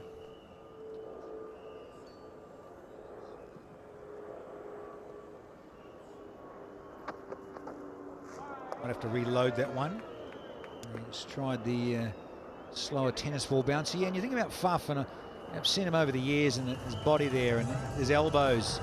Saw him recently there in India, and he said, and he showed me, when you can see it through the ink, that is, the scars on his elbows. A tennis elbow, he said, was just so excruciating. So he's had 2 operations on it. Played a lot of cricket, a lot of gripping with that bottom hand and top hand.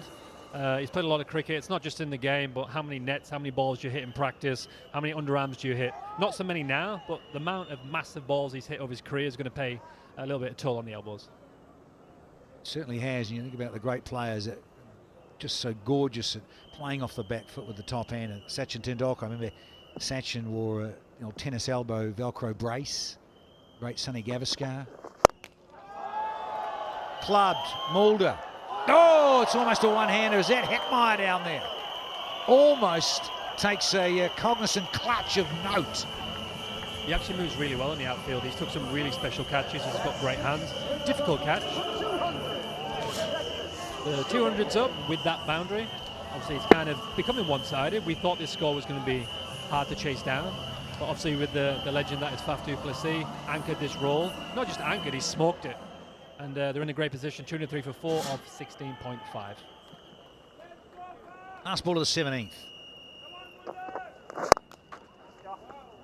He's just trying to go wide here, Shanaka. The Mulder's going to keep the strike. 15 from the 17th, 204 for 4.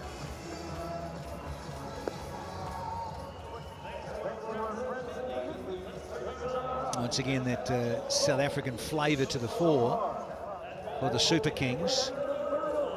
That Mulder's come out and partner with du Plessis, and of course Riley Rousseau with his 49 from 21 was handy. What to think about for the Orcas.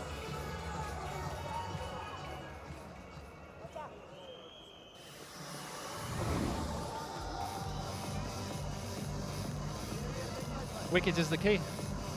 Dots is the key. You're going to have to ball some special deliveries here. You're going to have to nail your Yorkers. Nail a slow ball, maybe strike, short ball, trying to take a wicket in the boundary here. But you've got to take a few risks here as a ball inside. If you're going to get hit for 6, so be it. But let's risk a few balls to take a few wickets. Yeah, 100% Liam Plunkett.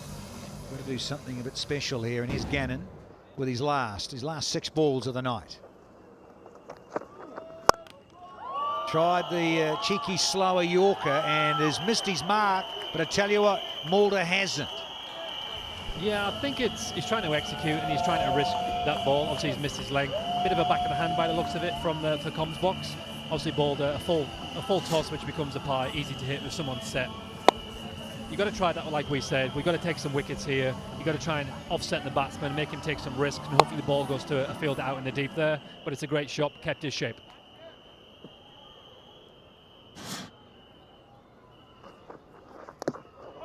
Oh, nearly a cheeky chop on. Well, you mentioned it before, Liam. I think the Orcas are just missing a trick with someone with class that can bowl at 90 mile an hour and get a Yorker in there, you know, at the death or trying to pick up wickets. Yeah, or even a magical spinner. Someone who can do something special, like a wrist spinner. But yeah, I think you're missing someone who could danger, who can bowl a rapid bouncer, who's got something up top, who's nipping it around, who's making the batsman unsettled, especially with the caliber of Faf and the guys up top. But yeah, maybe that's just what they're missing here.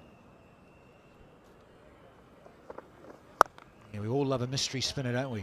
Left arm wristy or right arm leg spinner. Well, Fab Friday tomorrow. We've got double.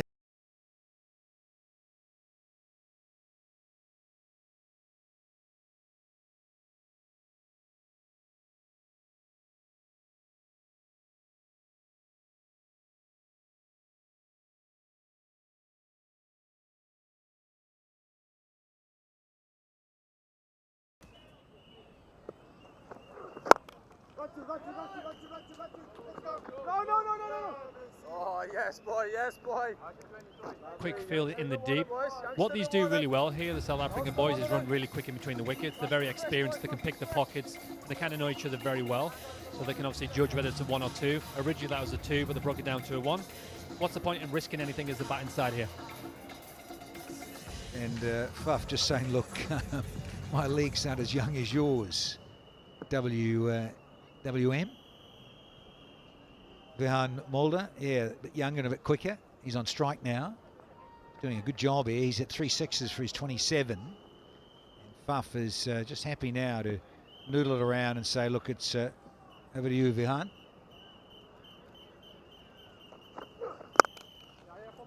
Not a bad delivery. It's funny, Faf had played in a warm-up game, and he says he's done all the fitness he can, but as soon as you get on that field and field for 20 overs, the body, it's different. It looks it is simple, but just time on your feet on the outfield, running between the wickets is different to normal fitness, whether you go running or you're lifting or doing whatever you want to do. It's a slight difference. We know that as cricketers. Yeah, and then you look at the difference, don't you? The outfields are sand-based versus a little bit more of just more topsoil-based outfields. They tend to be a lot more sand for the drainage, of course. Tough on the legs. And let's take a French cut and be happy. Seen a bit of this afternoon and evening. And the batter's winning with the French cut. 13 off the 18, 217 for 4 here.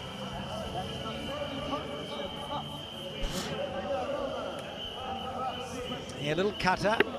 Oh, you're lucky, lucky boy, Faf du Plessis.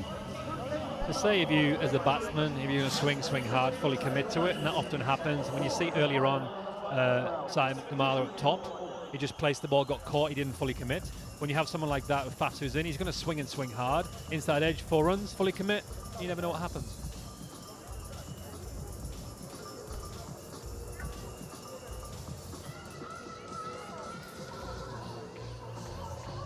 One shot will do it, 4 required. So plenty of time here for the Super Kings. I dare say Mulder's going to want to finish things in style. Just, pump one down the ground, a nice little inside out, a little extra cover or whip it off his legs. The wrist work, depending what is served up by Shanaka. Here he goes.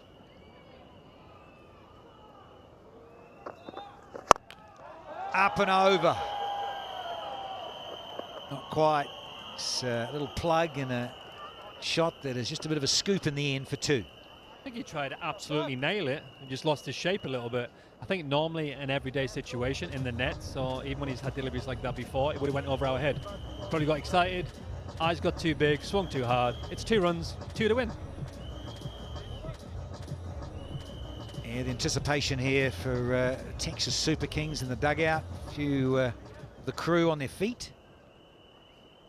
Just wanted to get things done. Yeah, Timmy Seifert, he'd been on the losing side. 104 from 66. Not good enough. Take one and be happy. Be over to you, Skip, to finish it off. Fully deserved also. What a nice way to finish the game. Faf du Plessis, 112 off 51. Single. What a way to finish it. Indeed. And it is his best score in the Cognizant MLC. Usually just gets to 100 and runs out of juice in the tank, but Faf's 112 now. And we go with these 9 fours of those 7 maximums. But scores are level. Can Faf just finish the job here, right now? Yes, he can. Little tickle, little punch of the air, 113 not out for Faf du Plessis. Mulder 31 not out. And the Super Kings get up and over with 6 wickets in the bank and an over and a half to spare. That is, I think that's a masterclass in how to win the game. The fireworks are on behind me, so you might not be hearing me too well. A masterclass, Faf du Plessis. What an innings to watch. What a game to win. What a start for the Texas Super Kings. They go to the first game of the season with a massive win. Congratulations to the Texas Super Kings. That's it, Liam. Keep yelling. The fireworks are behind our comm box. It is so loud here. You can't hear yourself think. But, yeah, well done, the Texas Super Kings.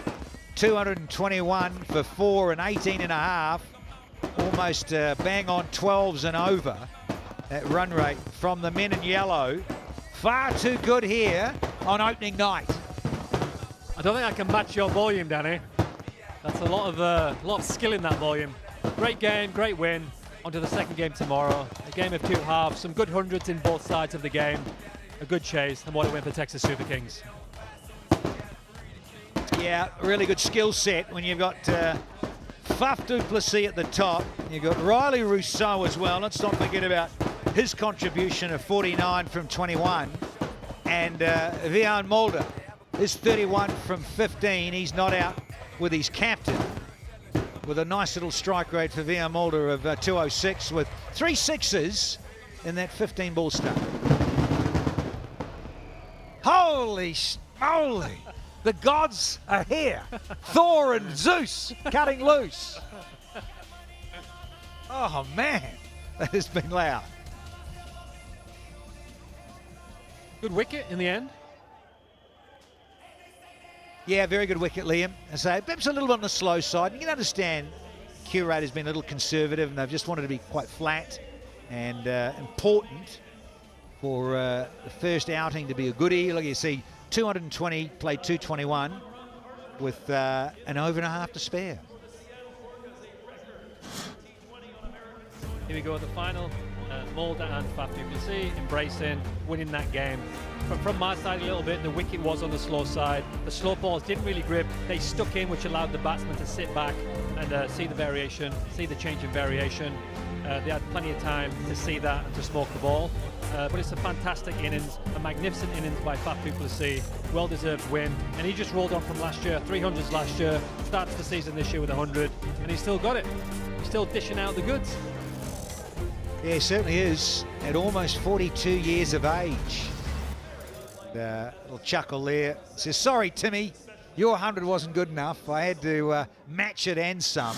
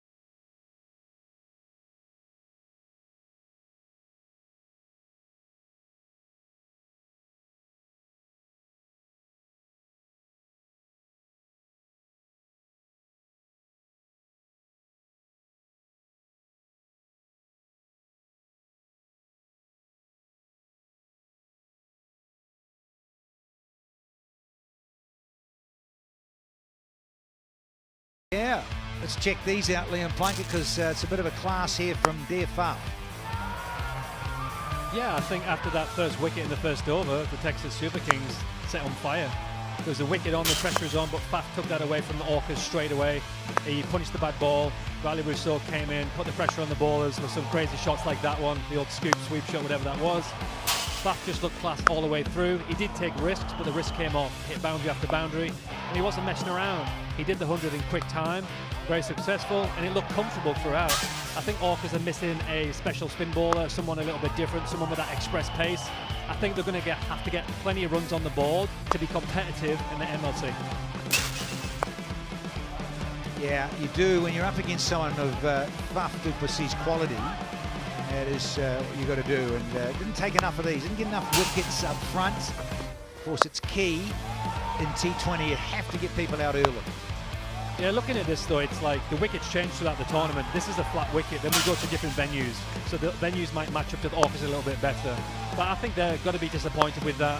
A great start the first half and very disappointed in the second half. Again, we've said this 3 or 4 times now, Faf was outstanding. Mulder came at the back end, took some pressure off. Faf had tired legs and Mulder was happy to take over. Yeah, it's a great team effort.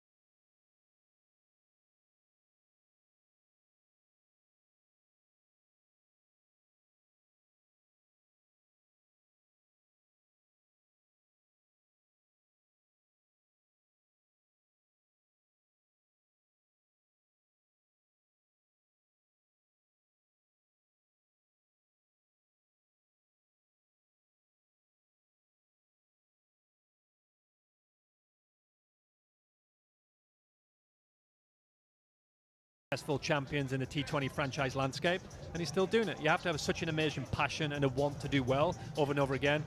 Execute it again. Congratulations. Yeah, he's got a wonderful work ethic. Loves the game, and you hear the likes of him and Virat Kohli from India in terms of wanting to train the house down and be fit enough to keep playing and keep challenging oneself, because you've done it all. You've done it all internationally, and you've done it for franchises, particularly Faf around the globe. It's been extraordinary. And VK, call him Virat Kohli, man, Test cricket, one-day cricket and T20 franchise cricket at home with the Indian Premier League. Had to wait, what, 18 years, Virat Kohli? It just shows you the patience and the passion he's had in the game of T20 in particular to keep going and keep desiring. 100%. He's executed and won so many games around the world. This is Virat Kohli in terms of Test and being the best in the world across formats. But for him to stay in the game, to win back-to-back with RCB and still be amazing is an outstanding. Rightio, I think we're all ready with the post-match presser. Let's go down to Andrew Leonard. Yes, hello and welcome to the post-match presentation for this match number 1 of Cognizant Major League Cricket Season 4, and what a treat we've had under the floodlights here in Grand Prairie. 441 runs in an epic game and the 3rd highest chase in MLC history. Cognizant Major League Cricket would like to thank the City of Grand Prairie, along with our central partners Cognizant, Lexus, Vtex, Remitly and Willow by Cricket Buzz for the support of this 4th season. Now we've got 3 awards to give away, and I'd like to start with our first award, which is going to be for the Power Hitter Award. This will be presented by Mr. Sunil Rangamani, who is a Senior Director of Veeam Software, and this was one of 7 sixes for the winner. It goes for a 305 feet blow to Faf du Plessis. So Faf's going to receive his award from Mr. Sunil Rangamani, who's our Senior Director of Veeam Software. And a big smile, gents. Well done. Thank you so much, Sunil. Okay, time for our Play of the Day award, which is going to be presented by Mr. Gangs Hardawari, who's a Vice President of Solutions from Access Healthcare. Now, we had an absolute batting blitz this evening, but the award winner for this took maybe what is going to prove to be the catch of the season. It was a caught and bowled effort from the winner, Adam Milne. Remarkable reactions from Adam Milne to not just self-preserve himself, but also hold on to the catch as well. And with his check for $1,000. Okay, it's time for the big award, and this is for the most valuable player of this match 1 of Cognizant Major League Cricket Season 4. Now, understandably, this was always going to go to a batter, and we do need to give a special mention to Tim Seifert for his innings on Seattle Orcas' debut and a marvellous century that he made. But it had to go to the man himself. He's the captain of the Texas Super Kings. He's 41 years young. It was a marvellous unbeaten century. It included hitting the winning runs. Our most valuable player, it had to be the one, the only, Faf du Plessis. So Faf's going to receive his award from Mr. Jeff Crow, our MLC match referee. Great to see you. As always, Faf, we're going to have a long chat here because captain and player of the match, and probably a bit tired, I'd imagine, as well. Many congratulations, mate. How much fun was that out there? Thanks, bud. Yeah, it's a great wicket. Always love batting here. I wish the whole tournament was here. But look, it was one of those games where you feel under the pressure with the ball. They batted well as well, and then we came really back to, I think, 210 I felt like was a pass score on that wicket, and then obviously got 2 sixes at the back end. But the way we went about the power play, that's really where we broke the back of the game open. Be honest with me, in that first innings, was there the occasional moment where you were questioning your decision to bowl first? That was a record partnership between Seifert and Jahangir, 191 they put on. Yeah, look, they batted really well, but it's also know that there is a good batting facility, and you could see the ball was coming on nicely. There was a few errors. If you bowled well, you could restrict the guys, but generally thought when we walked off the field, was very proud of the last 10 overs, the ways that the guys came back. Special mention maybe for Andre Berger. I know he was wicketless, but I think he was the most economical bowler of the evening. Yeah, and also bowling from the bottom end. It's a tough end for the bowlers because of that straight short boundary and the wind coming to the leg side. So I think bowlers always trying to run from the top side because they've got that big boundary, but you need someone to put the hand up, and his skill set tonight was a match-changing bowling performance for us. I know you probably don't keep track of too many stats, but I want to give you 2. Firstly, it's your fastest ever T20 century in your career. What? In your 41-year career. Oh my goodness. And secondly, you've now made centuries against 4 of the MLC opposition. You're missing the Grand Slam, the full house against the LA Knight Riders. Are you going to round that out this season for us? I have to keep coming back. How much does that mean to you, though? It's great to see. No, it's good. Look, I mean, even though we say that, these days milestones is not something you bat for, it's about that intensity and strike rate, but as long as you can keep that up, for me it's putting a score on the board that is a score that actually wins you a match. 30s and 40s doesn't often win you games, so you'd want to get to that 75 plus where you feel you make a big contribution into getting the team over the line, and obviously the strike rate is always important. Very final question. I know it's probably one of your favorite competitions that you've ever played in. I know that for a fact. You've been here all 4 seasons. What do the Texas Super Kings and Major League Cricket mean to you? Yeah, I really enjoy it. That's why I want to keep coming back. It is one of my tournaments in the season that I really look forward to. As I said, really enjoy batting here as well. And always great to be associated with any of the Super Kings franchises. It's a good franchise to be a part of. Very loyal, great fan base as well. So you always feel like you want to repay all the years that you've been with them. So I still have that same desire. It hasn't changed. I want that desire to stay with us. I want to congratulate you. We love watching you back. We love liking you here at MLC. Thanks, Bob. Okay, that's going to wrap it up for the post-match presentation. The excellent Faf du Plessis, our most valuable player. Yes, congratulations to the Texas Super Kings. Very comfortable winners in the end.